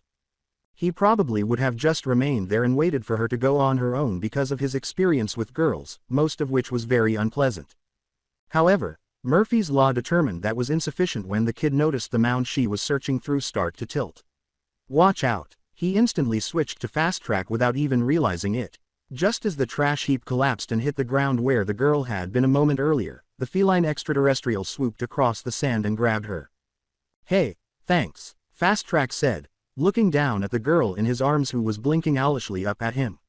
That would have been super painful if you hadn't grabbed me, she said, blushing slightly, but, ya mind. She pointed to her chest and said, kinda tickling me here, Mr. Furry. When Fast Track saw his left hand squished between her breast, he looked down and, surprise, became absolutely white. The cat yelled, oh, gosh, I'm so sorry, as he removed his hand. Quickly, the girl grabbed his shoulders to prevent him from falling. Oh, oops. The girl swung down from his arms and rubbed the cat's shoulder, giggling, no biggie. Not like you're some kinda pervert, right? She said. Fast Track scowled before tapping the sign on his chest and changing back. Muttered the less confident boy, what were you doing anyway?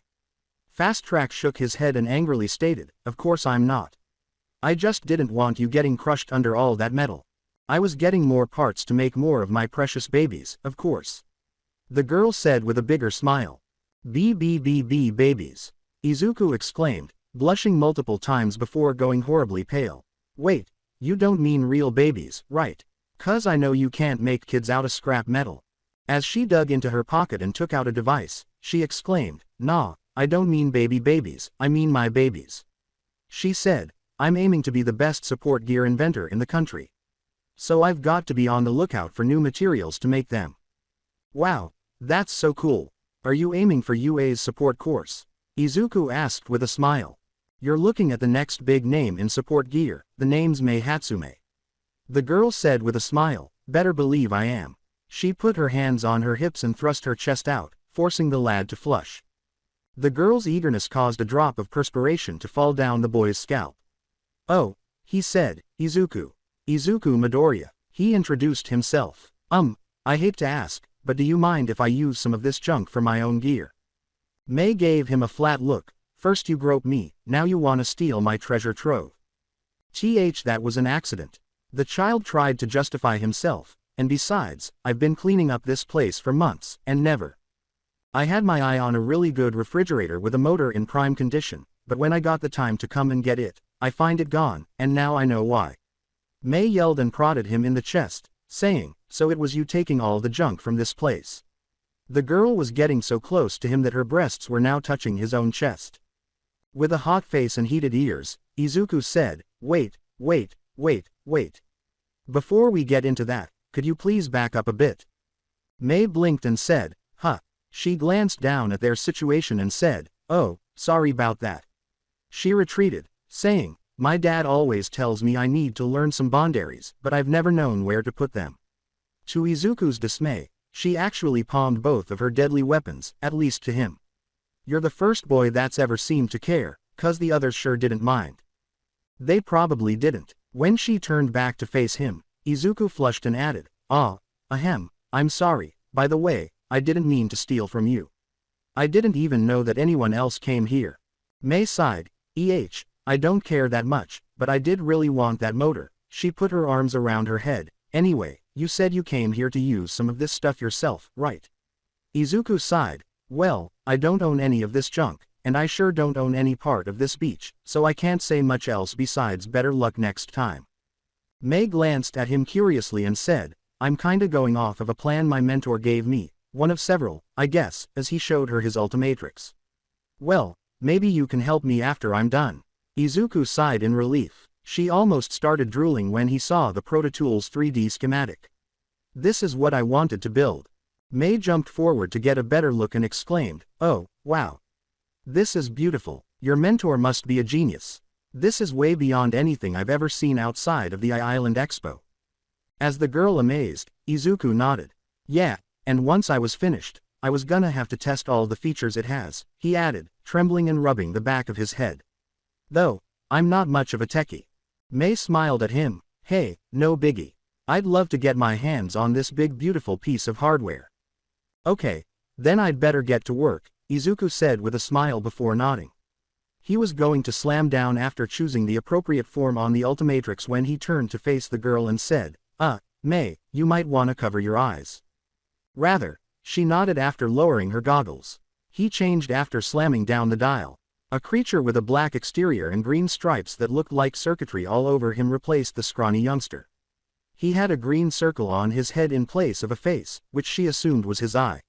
Upgrade, he said, as his eye flashed. As she brought her goggles back to her forehead, the girl exclaimed, that is one impressive quirk. A minute ago, weren't you a kinda blue kitty speedster? She asked. Although he felt bad about lying, Upgrade nodded and said, yeah, but my quirk lets me change into different mutations of myself. The gauntlet you saw me using lets me select what to change into, and also initiates the change. He felt that she would likely have a meltdown if he told her that it was alien technology. Number 7 Upgrade. This sticky, gooey mass is actually a swarm of tiny nanites that resemble cells. He has the ability to combine with any technology he encounters and transform it into ultra-tech, which is incomprehensible to humans. If there's tech, this galvanic mechamorph can control it with a single touch, regardless of its size. Additionally, he has been programmed to copy technology from hundreds of worlds. All he needs is fuel for the fire, which means he must eat mountains of metal. Additionally, he has the ability to shoot an energy beam from his eye, but proceed with caution. Even a small amount of acid might lead him to go entirely crazy. As Mei stood back and watched the mass of nanomachines appear to dissolve into a puddle, Upgrade murmured, now, let's see how much I can do with all this junk, and then she slithered over to the pile next to the one she had been going through. She muttered, you know, this kinda reminds me of a really old movie I watched, as the nanite glob arose and swallowed the trash heap. Upgrade did spit out not one, not two, but 3 of the rifle-like instruments, but he appeared to be shrinking rather than expanding as she had anticipated, as he turned the trash into materials that would be used later inside his body. Oh, my, Upgrade returned to his usual size as she excitedly moved to take one up. Upgrade approached her and said, you can have one of them, and the girl smiled back at him. Call it an apology for accidentally stealing that motor you wanted. Mei squealed with joy and then embraced the large blob, causing the alien's green lines to turn crimson. Before aiming at a pile of trash, she exclaimed, this is great. I can't wait to test this baby out. She was curious, so she inquired, say, what did you use for an energy source? Upgrade tapped the sign on his chest and changed back to Izuku. I had a formula from my blueprints that allowed me to construct an energy crystal, he stated. It shouldn't ever need a recharge. Mei took a test shot while giggling. She fired too high of her intended target, which was a microwave oven, and struck a cinder block that was positioned above it since her aim was slightly wrong. The brick broke down close to the bottom after falling off its perch. Beep. Before Izuku went forward and exclaimed, is that a car? Both teenagers jumped at the sound. One way to find out. Mei bounded forward, throwing trash out of her back. Izuku reached for the Ultimatrix and said, "Let me get it." He chose upgrade once more and changed after laughing as he concealed himself and attempted to approach her to assist her in digging. "Be careful, you're going to get buried," he said. As the big mechamorph spread himself across the trash heap once more and transformed to goop, Mei took a step back. Her voice had a note of concern as she asked, "You're not gonna eat it, right?" As the pile started to get smaller, the mechamorph remarked, "Of course not," adding, "I'm just going to make a few adjustments." When the mechamorph emerged from the buried car, Mei waited for a moment, thrilled with anticipation. Mei shouted, "This is so great," after running to the driver's side and jumping in. "Ooh, it's gorgeous." Wait a minute, do you even have a license?" Izuku exclaimed, returning to his regular self as he picked up the other proto-tools. As she located the ignition, she said, "This is technically a support item, so it's not an issue." Izuku had set it to push start. "Oh, man, listen to that motor." She practically groaned as the engine roared to life with a push of the button. Just as the girl placed the car into gear and stepped on the gas, Izuku yelled, "Hey!" and jumped inside. "Do you even know how to drive?" As she roared the engine up the stairs, Mei simply laughed. Before they leveled out, Izuku was rocked up and down, holding on for dear life. "I've been working on cars since I was a kid," she boasted. "I know the ins and outs of mechanics better than even my dad." Izuku fumbled with his buckle and said, "Yeah, but do you know how to drive?" "Sure, my dad let me drive around the block all the time," Mei shrugged before pressing the accelerator once again. "Besides, I grew up watching old shows like Dukes of Hazzard and Fast and Furious." That she remarked. While the tires screamed on the pavement, Izuku yelled, "Those are not good references for safe driving." Instead, AA 1/4 AA registered AA 1/4 AA 1/4 ascent AAA cent. Izuku didn't realize that her son was perhaps breaking the law at the moment because Inko had departed earlier than she had that morning and she missed him terribly. But she was at UA for an early meeting with a hound dog. She said, "I'm sorry for coming in so unexpectedly," to the plush hero therapist. "There's no need to apologize, Mrs. Midoriya. I'm quite happy to have you here with me today," he said, ignoring his appearance, as she sat down on a comfortable chair across from him. "Now, Recovery Girl gave me a few details about your condition, but I'd like to hear what you think about it," he asked. With her hands clasped tightly in her lap, Inko sighed and said, "To be honest, I never really thought of myself as someone with a mental problem."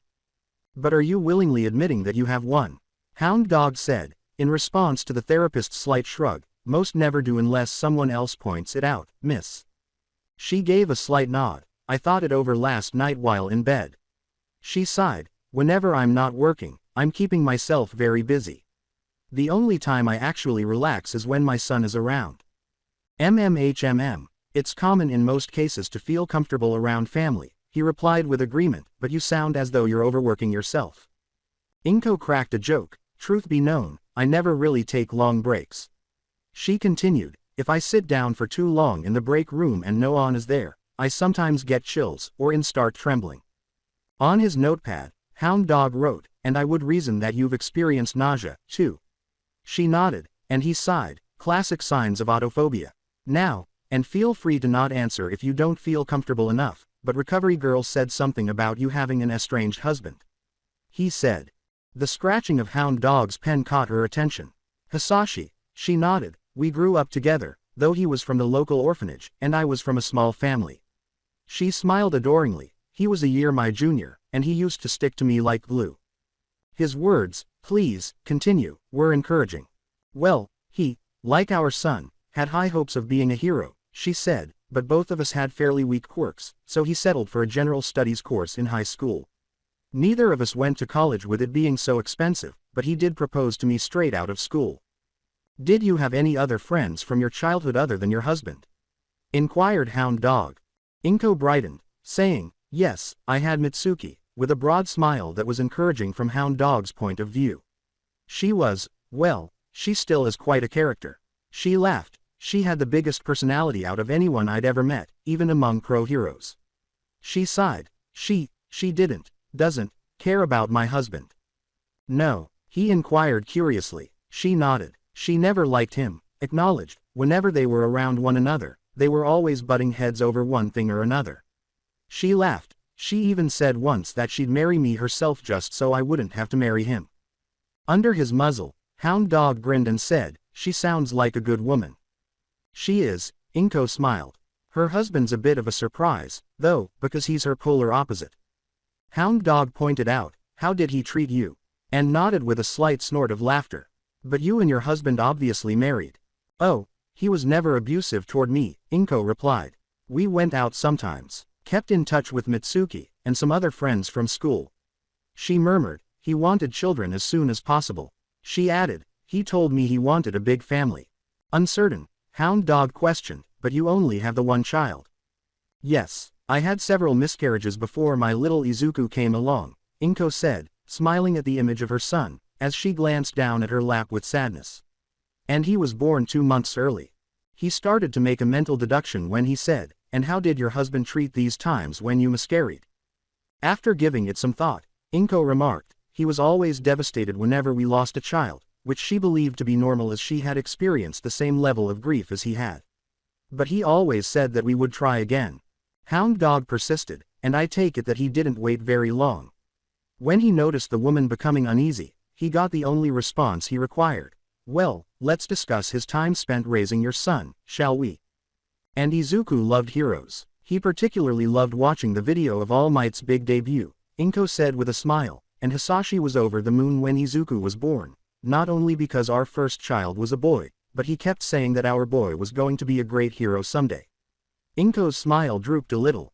And Hisashi encouraged him at every point, Inko continued, "But when Izuku started to get to the age when his quirk was supposed to activate," she raised her eyebrows, "I watched that boy try so hard to use either his father's quirk or mine, but there was nothing he could do to activate it." Hound Dog knew that he knew what was to come. "During that time, we tried having another child, but I had another miscarriage and the doctor told me that having any more children would be nearly impossible." Hisashi seemed to lose interest in us after that. Hound Dog inquired, "In you, or your son?" "Both." Then she gave in. The man continued, "I think I have enough information," and Hound Dog put down his pen. "But the question is, do you?" As she considered all she had said, Inko nodded. "Hisashi basically wanted me for my quirk, didn't he?" she asked. "That would be my guess," Hound Dog replied, "when he found out that his only son was quirkless, and that his legal wife was incapable of bearing any more children, he most likely requested the overseas job himself. And found another woman," Inko replied, "he just wasn't willing to go through all the trouble of divorcing me." She continued, "And I believed him when he said that he would come back whenever he could, but it's been 11 years. And you've been afraid of admitting to yourself that your husband was never coming back," Hound Dog continued. "Here's what I want you to do, Ms. Midoriya, call your husband up and ask if he would like a divorce." "You think I should?" Inko asked, looking worried. Hound Dog gave a nod. "In no sense of the word marriage is it healthy for a couple to be separated for so long without even a single word to each other." He clarified, "And I'm willing to bet that he'll either see the sense in it," he continued, "or, if he's the man that I think he is, then he will get angry. If he does that, then you'll need to assert yourself a little more." "But Hound Dog remarked, "You've readily admitted that he likely has another woman, or women, in his life, before taking a business card out of the pocket of his suit. That is the name of a very good lawyer, and he works very cheaply. Bring his name up with your husband if he gives you trouble." "Is this going to help me with my?" Inko asked, a little hesitantly. Hound Dog gave a nod. "It will be the first step in the right direction," and added, "It may not feel like it, but it will be." He continued, "And though it may seem cruel of me to ask, but you should try being alone for short periods of time. But let someone help you. That friend, Mitsuki, I think, would help you greatly." As she put the card in her handbag, Inko grinned and said, "Would it be all right to ask her for support while I'm doing this?" In reference to the divorce attorney. Hound Dog laughed out loud. "Mrs. Midoriya, I can honestly say that, if she's anything like what you've told me, then you'd have to beat her off with a stick to stop her from being there for you." Inko's phone rang before she could finish speaking. "Oh, dear, I'm so sorry, I thought I'd shut it off before coming in," she said, reaching into her purse for the phone. Knowing the man well, she blushed a little as he laughed. Hello, she asked. Toshinori called out in a panic, "Inko, where are you? I tried going by your apartment, but there was no one there." "I'm at UA right now," Inko said, startled by his hurry. What's the matter? I thought Izuku was. The issue, Toshinori added, sounding worn out, was that Izuku had been arrested for a joyriding. He did what? AA 1/4 AA registered AA 1/4 AA 1/4 a cent AAA cent. In order to pick up Inko and take her to the Mustafar Police Department, where her child was being kept, Toshinori drove past the school. Izuku had contacted Toshinori in confidence, an adolescent speaking for the phrase, "Please don't tell my mom."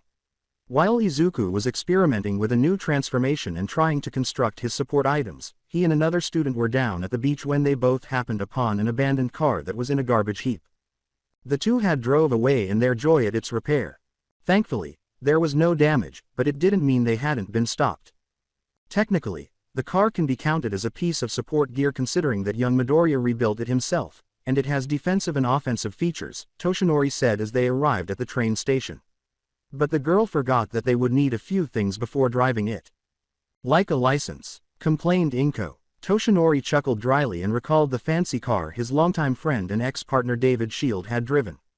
Actually, no, he continued, if it's a drivable support item, you get a license as soon as you get it certified. No, the problem lies in the fact that the car, while being rebuilt after it was abandoned, needed a salvage title, and they also needed to apply for the proper paperwork for a large, potentially dangerous support item. As Toshinori put his small truck in park and got out to open the door for her, Inko moaned. The passenger's side door would only open from the outside, which made her think he was joking. He had to unlock it for her, therefore. I've never heard a better justification. She admired the man's antics. However, she put on her best mom face and walked up to the station as soon as he opened the door and her heels hit the pavement. After 5 minutes, Inko's entire rage had been thrown out the window. Why? Because a new friend had been established by her kid. A new female buddy. In addition, the youngster was determined to give the automobile to his mother, even though he was able to pay the required price for a salvage title and complete the required documentation on his own. But you could add on so much more to the car that would make it the perfect pursuit vehicle. May had complained when the boy offered the car to Inko, saying, "You're just trying to get out of the doghouse with your mom." This small detail, however, had caused a heated argument between him and the very attractive Rosette he was with. "You can't blame me for that," Izuku yelled back. "I seriously thought we were gonna go to jail when we got pulled over." The boy was obviously frazzled beyond the norm because they were practically nose to nose with each other, but it didn't seem to bother him. "And you even talked about pulling a Bouduke on the guy," Izuku said, adding to the amusement of the argument. "I was just kidding," May grumbled. "I'm gonna be the top support item producer in Japan, if not the world." "You really think I want jail time on my resume?" Toshinori remarked. "It's kinda hard to stay mad, now, isn't it?" As Inko and Toshinori observed the conversation with mild amusement. With a very deceptive smile, Inko burst out laughing and added, "Not for me it. But I suppose I can let him off just a little easy, this time." "You like the car, don't you?" Toshinori asked with a laugh. Quote. "We can discuss it over that bite to eat you mentioned," Inko said, blushing slightly. During Izuku's subsequent training weeks, May played a significant role in his life. He was as excited about becoming a hero as the girl was about her support gear. She had undoubtedly been interested in the technology he had hidden in the Ultimatrix, and they had spent hours together attempting to figure out how to construct a large portion of it. "I mean, look at this. This engine block could, theoretically, power an entire city with clean energy for a century," Izuku remarked one evening as he and May reviewed some of the plans he had drawn out. "Most of these blueprints call for metals and software that I've never even heard of." "I know, but I think titanium would work just as well. The only drawback would be that this thing wouldn't be as durable." May made the point. "Then there's the power source," she clarified. "Your upgrade form can produce something similar to it, but it's inferior as far as energy sources go. But the ones I made for the proto-tools are made from recycled materials, which means that getting these things out in the market would not only bring clean, non-nuclear energy to the world, but most of the waste dumps would be empty within days." Izuku smiled at her. "Think about it, May, this could make your career. You don't think I'm gonna take all of the credit for this, do you?" May asked, slapping his shoulder and smiling at him. "Our career, you mean," she said as the boy turned to face her. "These designs were left to you by your mentor, and it would be a complete dick move on my part if I just took them and made a living off of them, she said when the boy simply shook his head. When Inko entered the room carrying a tray of tea and snacks, she smiled broadly and said, "She's right, dear, you should think of yourself, too, once in a while." She then put the tray down. "But these designs you're both drawing up, do you think that they can be made with today's technology?" Then, as if something had struck her, May scoffed and said, "You give these to anyone on an island, and they can have a prototype done within a year. Hey, why not sell this to them?" she asked the green-haired boy. "Don't get me wrong, I'd love to work on this myself, but this is way too big for just you and me." "You think so?" Izuku asked, picking up one of the pages. May nodded and took a rice cracker. "Damn straight I do," she replied, adding, "Besides, you can put our names on the proto-tools." She crunched down and remarked, "Those alone would be great for police work."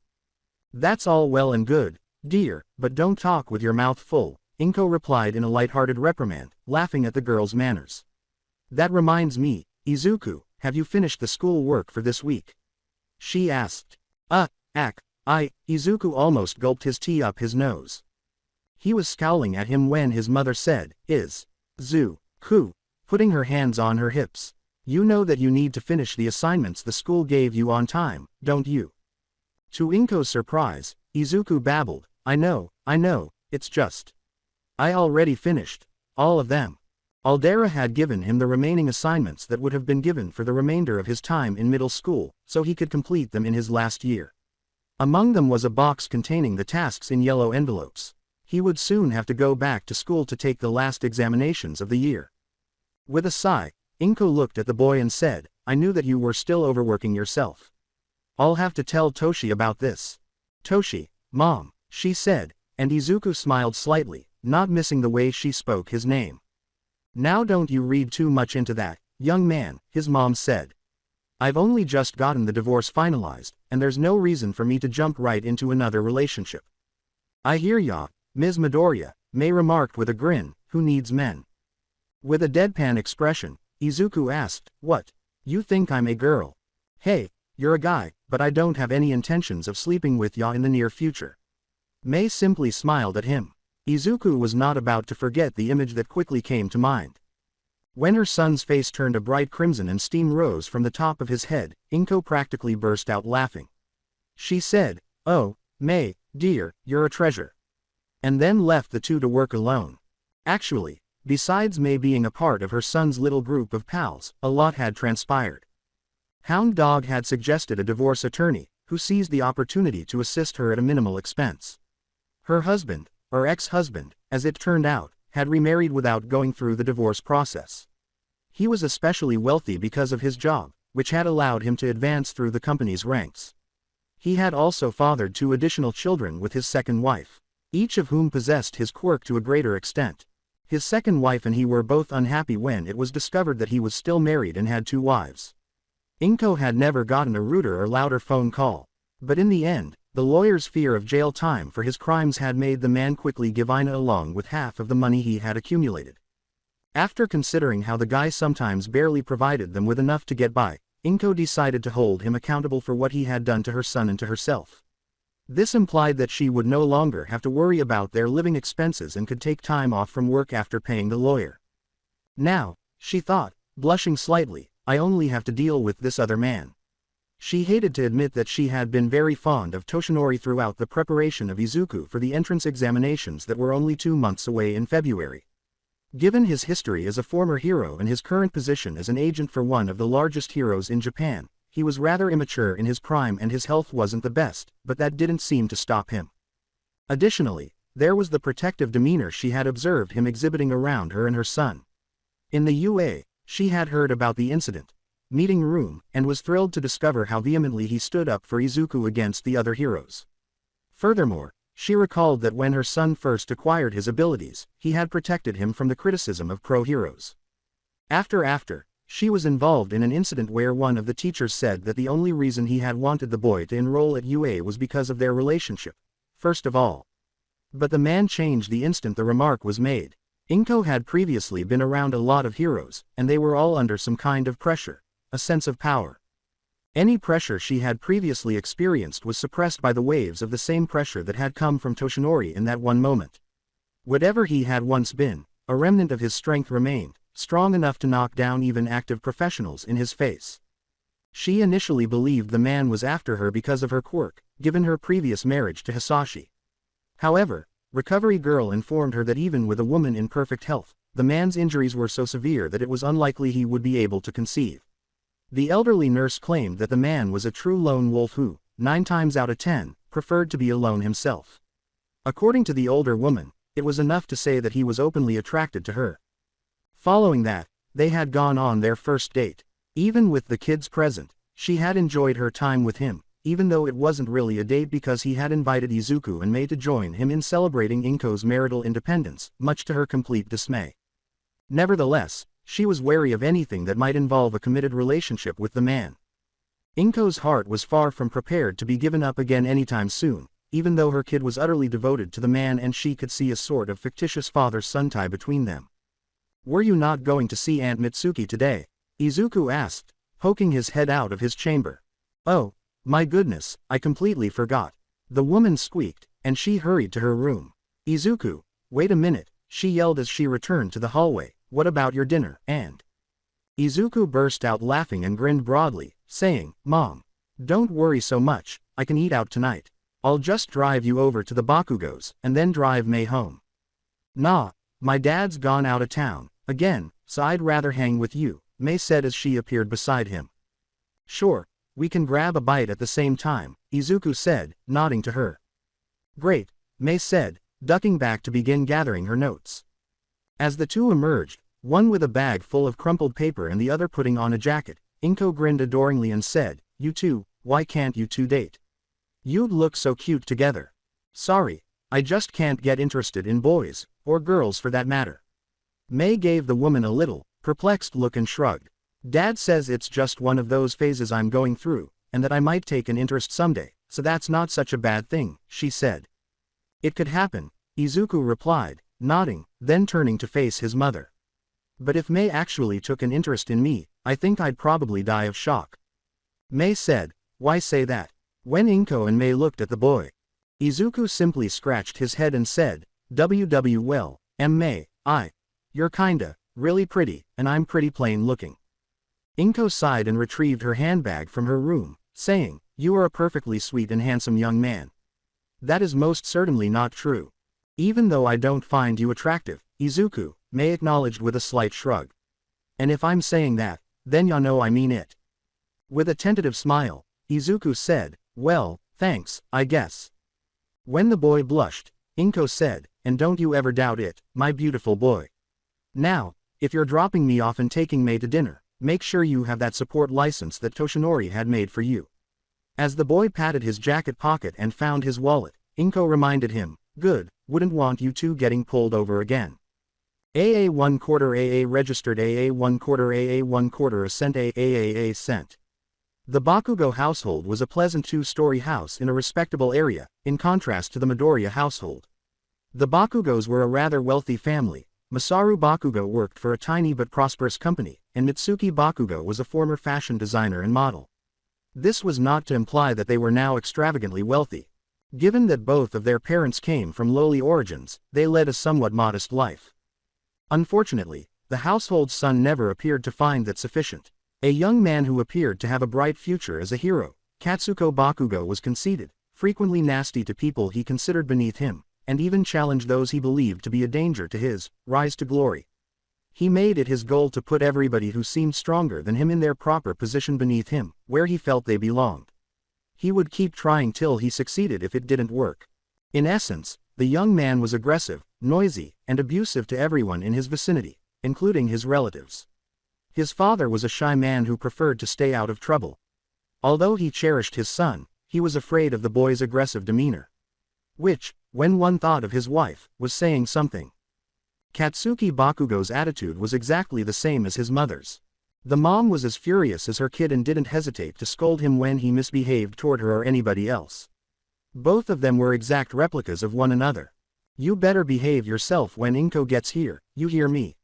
Mitsuki yelled, "Brat." Almost instantly, the response was, "Fuck off, Hag. According to Masaru, who was reading his paper in the living room, I love both of you dearly, but I'm gonna need hearing aids long before I'm gray. After hearing him yell at his son, Mitsuki said politely, did you say something, honey? Masaru laughed and remarked, tongue in cheek, that reminds me, when was the last time we saw Inko? Just wondering what smells so good. And I hope you don't mind, hun, but I made something low-fat, Mitsuki said smilingly, adding, it sure has been a while, hasn't it? Inko mentioned that she was dieting pretty hard.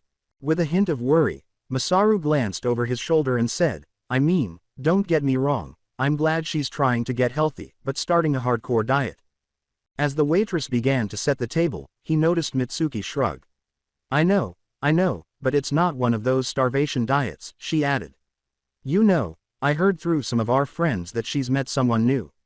He asked. Really? Masaru asked, getting to his feet and grinning at her.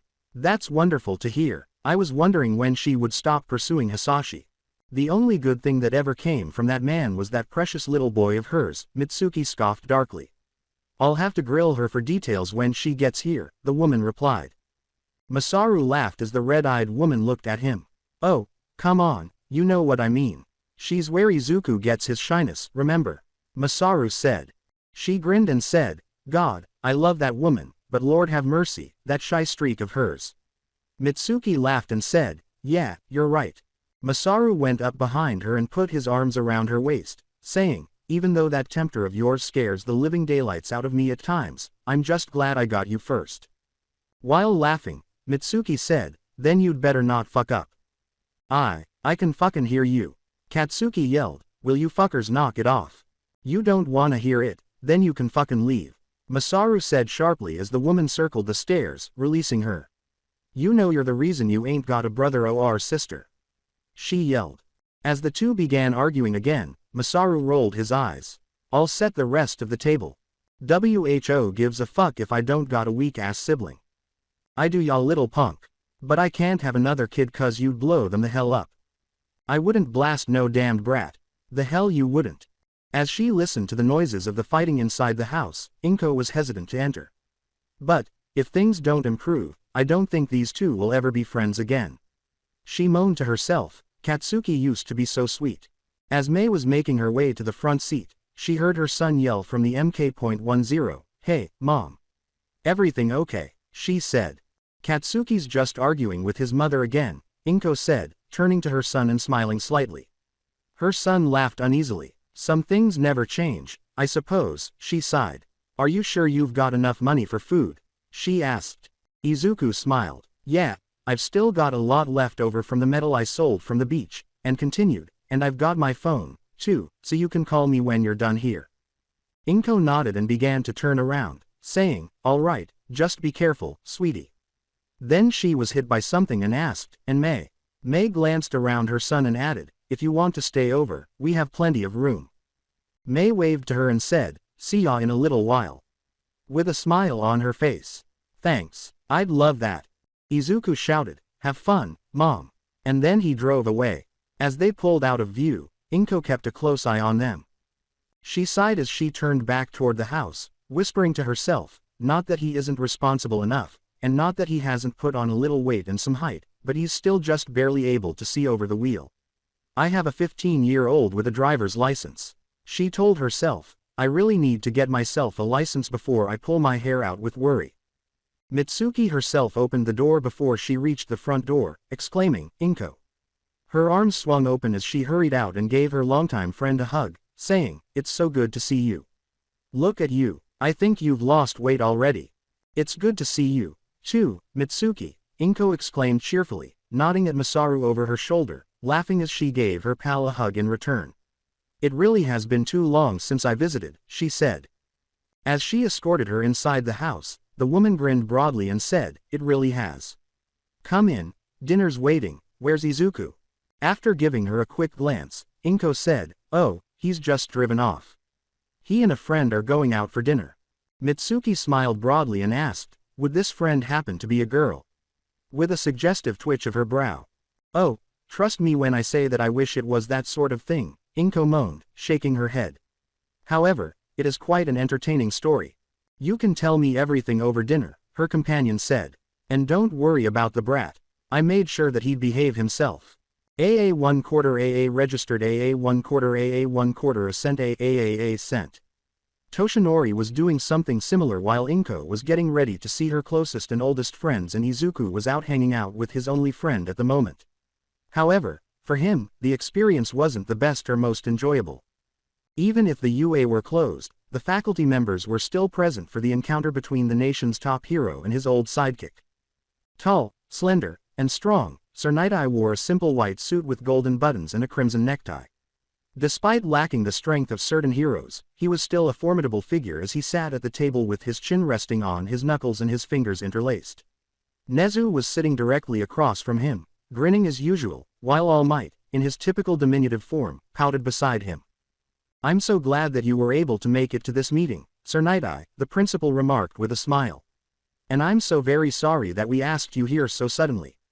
I truly hope that you weren't too busy." Anger was evident on Night-Eye's face as he glanced at the mammal. "What work I miss, my staff can pick up in my place," he said, glancing at All Might only once. "However, given that my former mentor is here and not quite happy to see me, I would hazard a guess that this concerns him." All Might moaned before carrying on the chat. "You would be correct," adding, "and yes, I am still miffed about you looking into my future, and would suggest never doing it again. But, even though I was against this, I cannot deny that the situation does call for your help," he concluded. With a glance at the hero detective, Snipe said, "In this instance, we require your young intern." Sir Night-Eye's expression appeared to shift. "You mean Mirio?" he asked, lifting his head and grinning slightly. "I'm glad you've noticed him at last, All Might. The boy is really remarkable, and would." Now, Nimari began, gesturing to the man with one of her fans. "This isn't about what you think it is, though many of us do agree with you on what you were assuming." She then left her tool at the blonde man, adding, "However, the ultimate decision lies with All Might, wouldn't you agree?" He lowered his head and replied, Yes, it should. I apologize." As he sipped his tea, Nezu continued, "You see, for the last several months, our dear friend has taken an interest in a very unique young man that intends to try out for UA this February. Think nothing of it," he said kindly, "but I should say that this does involve All Might and young Tagata to a great degree." "And how does this concern my apprentice?" Sir Night-Eye responded, "If the boy intends to try for this school, then shouldn't he simply be taking the entrance exams?" As the shabby teacher nodded, Toshinori remarked, "That's where Aizawa and I agree with you." However, he mentioned something that made Nezu believe the youngster would require more than just basic martial and strength training. With a nod, Aizawa said, "I should have kept my mouth shut." "It's no less true, though," Cementos remarked, turning to Sir Night-Eye and grinning slightly. "You see, the boy lacks a great deal of confidence, even though he has incredible power." The present Mike hooted. "That's an understatement," he responded. "Poor kid looked like he was ready to pass out as soon as he stepped through the gates." "Which is precisely why we'd like him to do a short internship with you," Nezu said. "Spending time around Mirio and yourself would undoubtedly be good for his psyche. Your intern is bright, cheerful, and quite capable of winning people over fairly easily." "This is quite a blatant show of favoritism," Night-Eye scowled. "I agree," claimed Aizawa. "Same here," Toshinori murmured with a deep breath, "and young Midoriya is also against it himself as he wants to earn his place here," he told Aizawa. "But Eraserhead has made it pretty transparent that he intends to expel the boy on day one if that part of his attitude isn't fixed." Aizawa countered, "I only expel hopeless students, I didn't say that. Says the man that kicked his entire class out on the first day at the start of this year." Hound Dog grumbled, "Those students were among some of the best we've seen in a while, and you sent them to your girlfriend's school." "She's not my girlfriend," Aizawa snarled at the candid mutant, his eyes gleaming brilliantly. Nimari tittered, "Boys, please, this is serious." As she laughed at their antics. Ignoring Nimari's laughing and Toshinori's stutter, Aizawa yelled, "You wanna talk about relations, then what about All Might and his golden boy's mother?" "There is nothing like that going on between myself and Ms. Midoriya," Toshinori said, rising violently. Even Hound Dog had to call him out on that one. PFF bullshit. "You've taken her out at least once from what she's told me in our weekly sessions." She mentioned me?" Toshinori asked, taking a moment to think. "Ahem, gentlemen, and lady, as much as I'm enjoying this," Night-Eye said, gesturing to the flushed All Might, taking pleasure in his former mentor's discomfort during the conversation. "Why is this boy so important to all of you?" he asked. "What makes him so special that you're willing to go this far for him to be enrolled here?" All of the teachers now appeared uneasy, so they turned to Toshinori and Nezu. The blonde nodded and Toshinori began by explaining how he had met Izuku and how the youngster had developed his abilities. At the conclusion, Sir Night-Eye saw a gleam in his former partner's eyes and said, "This kid could be the real deal, and I feel like I should do everything I can to see that his dream of attending this school becomes a reality." He added, "The boy's got one of the most heroic hearts I've ever seen, especially with today's heroes being all about the prestige and money. And with a device like the Ultimatrix at his disposal, it would be best if we helped him make better use of it as a hero," Nezu continued, "and since the device seems to have bonded with him at the cellular level, removing it could not only be painful, it could be fatal." "You were thinking of removing it?" Toshinori looked at the rodent in a low, menacing, and most importantly, protective tone. In addition to wanting this youngster to be successful, All Might was clearly emotionally invested in the boy. Night-Eye was starting to spot an opening. He glared at his ex-partner and added, "If the boy truly needs the confidence, then I have no problem lending you Mirio. He's been working for me quite hard since he started at my agency, so I wouldn't mind letting him have a break," he remarked. "Wonderful," Nezu said with a smile. "Just let me know when he'll be granted leave, and I'll arrange for him to meet with our young hopeful. But I have to ask."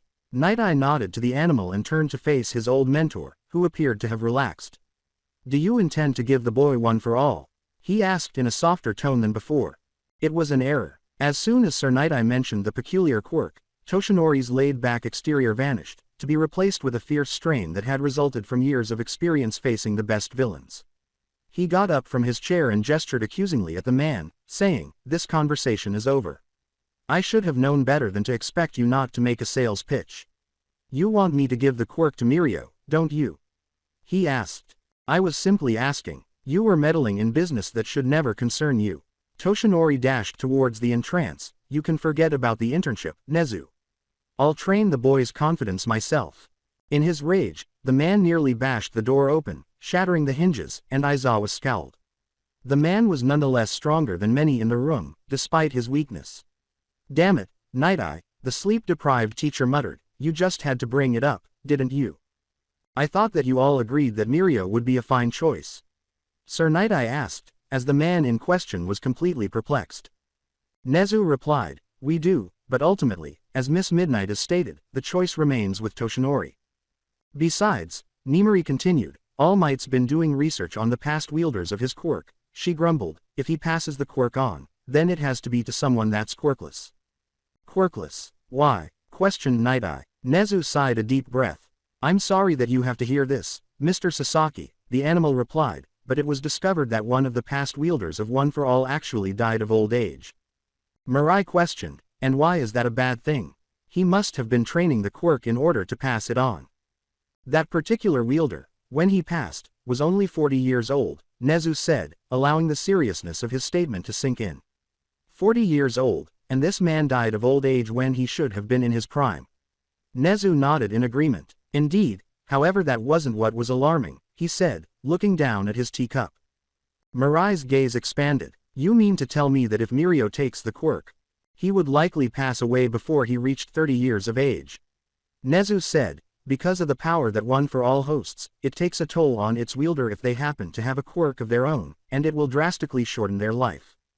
AA 1/4 AA registered AA 1/4 AA 1/4 a cent AA cent." Meanwhile, at the Big Belly Burger in the area, "I'm telling ya, all we have to do is find the right power source, and we can totally build this ship thingy," May said as she scarfed down her cheeseburger. "From what the blueprints indicated, it's powered by a nuclear fusion engine, but I don't think all the junk on the beach is gonna be enough to build something like that." Izuku gave a nod. "What about the crystals I made for the proto-tools?" he inquired. "They hold a lot of energy, and they're sturdy enough to take a hard beating." "Well, yeah, that could work," May replied carefully after swallowing her mouthful while Izuku sipped a chocolate malt. "But they're a little small for that, don't you think?" "Hey, I can make one bigger than that," Izuku said, clearly offended. "In fact, I believe one of my forms is made of something like diamonds, and the crystals he makes are energy absorbent. They could actually hold a lot more," he said, grinning. "Now we're getting somewhere." said Mei, slapping the table. Does one of your mutations cause any form of radiation? She asked enthusiastically. Izuku replied, I think one might be plasma-based. As Mei virtually fangirled as the lad sat back and gave it some thought. That's perfect, she said. If we can make it so that the spent plasma is recycled into usable energy, then the power cell will never run dry. With a simple smile, Izuku said, Man, you sure love your tech, Mei. Mei sipped her strawberry malt and said, You better believe I do. She smiled and gestured to him with her cup, saying, You know, when you go pro, we oughta team up. I've loved being your company's tech gal. I thought you wanted to go into business for yourself, joked Izuku. And if I get to work with something like that, then I'm bound to come up with something on my own, and strike out into my own company. Mei took another long sip until it began to gurgle, adding, Besides, it'd be great to go into business with a friend. I would, but the tech your mentor left is absolutely world-changing. Mei exclaimed with a bright smile. Izuku's heart tightened in his chest. He had benefited greatly from Mei's presence. Among his achievements had been learning to speak without stuttering occasionally. However, the youngster consistently reverted to his quiet, friend-starved nature when she reminded him that she considered him a friend. Mei leaned away from him and murmured, Izuku. You're making a really weird face right now. What did ya do, suck a lemon? She asked. No, Izuku sniffed, wiping his eyes on his sleeve. For a minute, it felt like my heart was about to explode.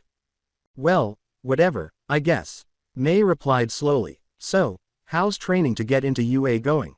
The girl asked. Holding up his arms in a boxer's pose, Izuku grinned as he regained his composure. Not bad, really, he said. Mr. Yagi's not making me clean up the beach as much, but he is teaching me a few boxing moves so I know how to fight. It should really help when I'm in training at school. We gotta get in, first, Mei told him. I'm pretty confident about my grades. She continued, and there's no way that I'll fail the practical if it has anything to do with mechanics, but what does UA do for their hero course practical? No idea, Izuku moaned, shaking his head. Mr. Yagi says it's confidential because the school wants the students and ready for it. Mei sighed and peered out their booth window, hissing, Oof, that's gonna be rough. Hey, she said as she leapt to her feet and slapped her palms on the table. What? Izuku yelled out. There's a bunch of punks beating down on someone out there, she said, pointing to the window. It was not a good day for Hitoshi Shinso. Yes, as usual, school had gone smoothly. The trouble began after he had returned home for the day. A big lad with a strength enhancement quirk, one of his classmates, had discovered his quirka the ability to brainwash. He could subjugate them for a little while if they returned his message. He reared back and kicked the prone lad in the ribs, making him cry.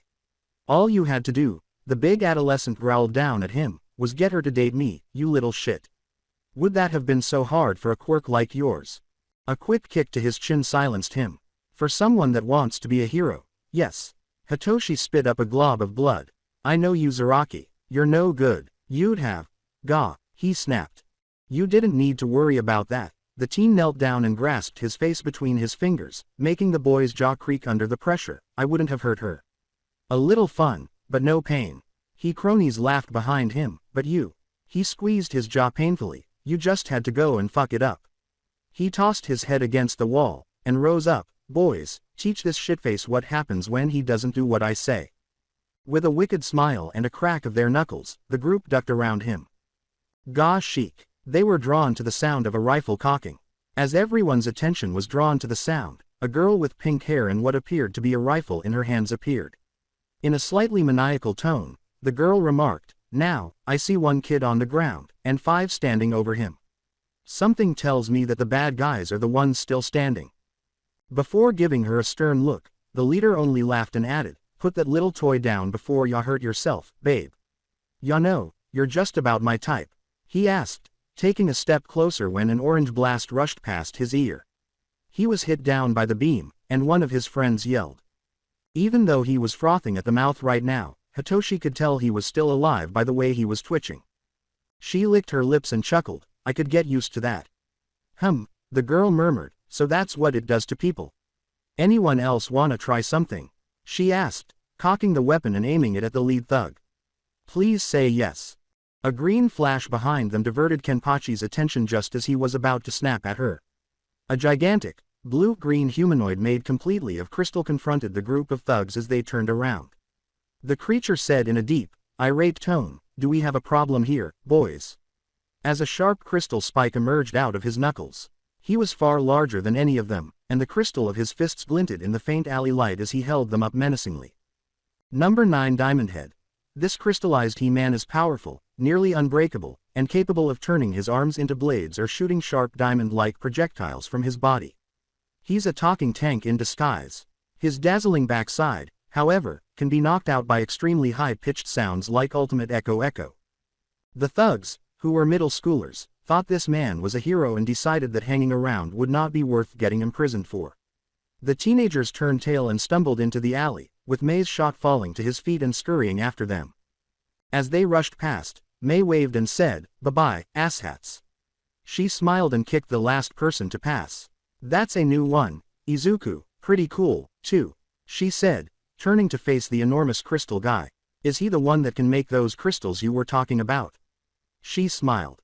"He sure is," the crystallized youngster answered. "He's called Diamond Head." Izuku knelt down to check on the boy they had been beating up. "You all right there?" he asked, turning back to the boy. Hitoshi managed to sit up, leaning his head back against the alley's brick wall. "Why yeah, I think maybe not," he moaned in agony as the girl approached him holding the gun and turned it into a tablet of some sort. A ray of yellow light swept across him. May complained, then glanced up at Diamond Head. "This is bad, Izuku, he needs a hospital and fast. This scanner's saying he's got some cracked ribs, fractures in his jaw, pretty nasty bump on his head, and some internal bleeding." The crystal giant added, "A recovery girl," and then touched the emblem on his breast, causing another green flash to blind them both. Then Hitoshi realized that the person he had assumed to be a hero was only a skinny boy just like him. He muttered uncomfortably, You guys know recovery girl. You bluff pretty good for a twerp," he said. As the boy took out his phone, May shrugged and remarked, "I don't, but he does. He's been trying to get us both into UA since the exams are coming up." Hitoshi laughed. "Great," he murmured, his mouth tasting blood, "I'd love to go there, too." He was about to lose consciousness, but the girl jolted him back to reality. "Don't you go falling asleep on us," she replied sternly. "Izuku, any luck?" she questioned, while the boy yammed on the phone. Izuku grinned. "Right, we'll be there as soon as we can," before hanging up. Recovery girl says to bring him straight to the school. The principal also wants to take a statement from him. Eraserhead is out on patrol right now, so he'll need descriptions of the ones responsible. He glanced at the teenager. "Think you can do that?" Hitoshi chuckled at the verdette and replied, "Hell, get me back on my feet, and I'll give you their addresses." May and Izuku stood on either side of him and helped him get up, causing the youngster to grunt in pain. "Thanks, really, thanks a lot." "Don't mention it," he replied, with a trembling smile, "but you should really be thanking May, because she's the one who saw what was happening." "Ah, go on," May said with a smile, "I just don't like bullies." Hitoshi simply shook his head, stating, "Well, it goes without saying that those guys were more than just bullies," with a grunt as he started to feel sick from the head movement. They were full-blown villain wannabes. It took several minutes for Izuku and May to help him stand up, and they walked carefully to the car while holding him under their arms. The two of them carried him carefully into the back seat and drove quickly in the direction of UA. AA 1/4 AA registered AA 1/4 AA 1/4 cent AAA cent. As Inko recounted all that had transpired over the previous few months, the meal at the Bakugo home had taken on a solemn tone. Even though she was furious about some of the things she had been told, Mitsuki handled everything calmly. "Yes, I can," Masaru said, rubbing his palm down his face while shaking his head. "I can't believe that Hisashi would do something like that," he scowled. The man used to go on and on about how his boy would be greater than Endeavor one day. "I knew that bastard was no good." Mitsuki slammed the table and yelled, "I knew it since we were little. And he had the gall to get mad at you for wanting a divorce. After 11 years. It was quite an argument," Inko groaned, "but when I mentioned my lawyer's name, he gave in fairly easily." She was relieved that the man had finally conceded. "That hardly seems like it would be enough, honey, I mean, you were traumatized, weren't you?" Mitsuki said, turning to face her companion. Inko cracked a smile. "Yes, but the therapy sessions with Mr. Hound Dog are doing wonders for me since I started seeing him," she remarked while trembling. Though, I think I might need your help with something concerning one of my treatments if you wouldn't mind. You're just as important to me as you are to Mitsuki, you know.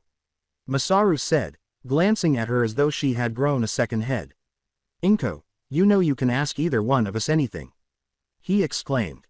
According to Mitsuki, he's right. Inko, what are they asking you to do? Inko exhaled. Hound Dog thinks some exposure therapy would be good for me, she said, meaning he wants me to be by myself for a little while, though there would be someone nearby in case I started having panic attacks, or anything of the like. She responded, just tell me when, and Mitsuki reached across to take her hand. I'll be there whenever you need me.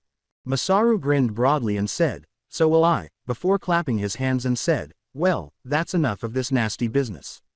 How's that boy of yours? I heard his quirk finally came in. You mean Katsuki didn't tell you? Inko asked, glancing at him. Mitsuki said, tell us what? Before turning to face the stairs and saying, brat, you better get down here, right now. Screw you, ya hag. With their son's explosive personality in mind, Masaru waved his wife down, reminding her, now, you know how he is, adding, Inko doesn't need that right now. Now, what do you mean, Inko? Did Katsuki do something again?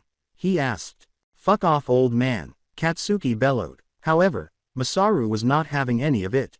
He turned and said, son, either come down here so you can stop yelling and talking like a civilized person, or shut up.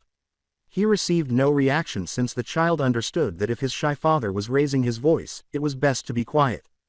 With a sigh, Inko opened her mouth to reply when her phone rang.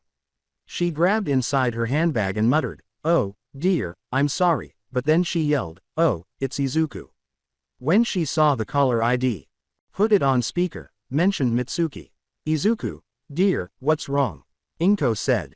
Izuku's voice answered, right now, nothing, but we had to travel to UA on an urgent basis. Emergency? What kind of emergency? Whined Inko. Ms. Midoriya, replied an elderly lady, this is Recovery Girl. First of all, let me assure you that your son and Miss Hatsume are perfectly fine, dear, said the woman. However, they happened upon a fairly nasty beating taking place, and decided to step in. Afterward they called Nezu and asked if they could bring the victim here. Is the kid all right? Mitsuki growled. Hello, Aunt Mitsuki, Izuku said with a smile, and yes, Shinso is doing great. He's fine now, dearie, replied the Recovery Girl, but I can honestly say that if they hadn't gotten him here as fast as they did, then the boy would have been in quite the pickle. She continued, whoever was beating on him had a strength augmentation quirk, and managed to do a fair amount of damage. Fractures on most of his ribs, and one was even broken, an extremely bad fracture in his jaw, internal bleeding, and the poor child even had a mild concussion on top of a very nasty lump on the back of his head. The elderly nurse replied with a rage in her tone of voice, he would have been in the hospital for quite a while if I hadn't been able to treat him. Oh, the poor boy, exclaimed Inko as the two women cooed. What about the hoodlums that did this? Masaru was forced to inquire, surely they didn't get away with it. Thankfully, no, Recovery Girl said with a slight chuckle. Before I started his treatment, the young man was able to give Eraserhead and Vlad King some very good descriptions, as well as some addresses. They won't be getting away with any of this, you mark my words on that. I wanted to tell you that we might be a little late coming back to get you, Mom, Izuku responded with an apology. Recovery Girl says she wants to keep Shinso here to keep an eye on him, but we're free to go. Still, it's a long way out, even if we left now. Mitsuki laughed. Don't you worry your little freckled face, kid, I'll get her home safe. As Izuku put it, thanks, Auntie. Sorry, Mom, I'll see you when we get home. With joy in her heart, Inko informed the boy, and sweetie. I'm very proud of you two for what you two did for that boy. She simply shook her head and said, you two just take your time and get home safely. I love you, dear. Love you, too, Mom. Me, too, Inko. May's yell echoed in the distance. Those two, the woman moaned, laughing as the line died. It's more unfortunate that she doesn't have a romantic interest. Mitsuki laughed and jerked her thumb at the stairs, saying, I fear for my kid's future. All he cares about is being a hero, not getting the girl. Still wanting grandbabies, huh? She asked. Katsuki yelled, that's just a waste of time. Down. Without hearing back, Masaru sighed, without it, you wouldn't be here. Come on, I'll drive you home, Mitsuki said, laughing and getting up. Thank you, Mitsuki. Do you mind staying with me until Izuku gets home? I will continue the story in next part. Till then, bye bye.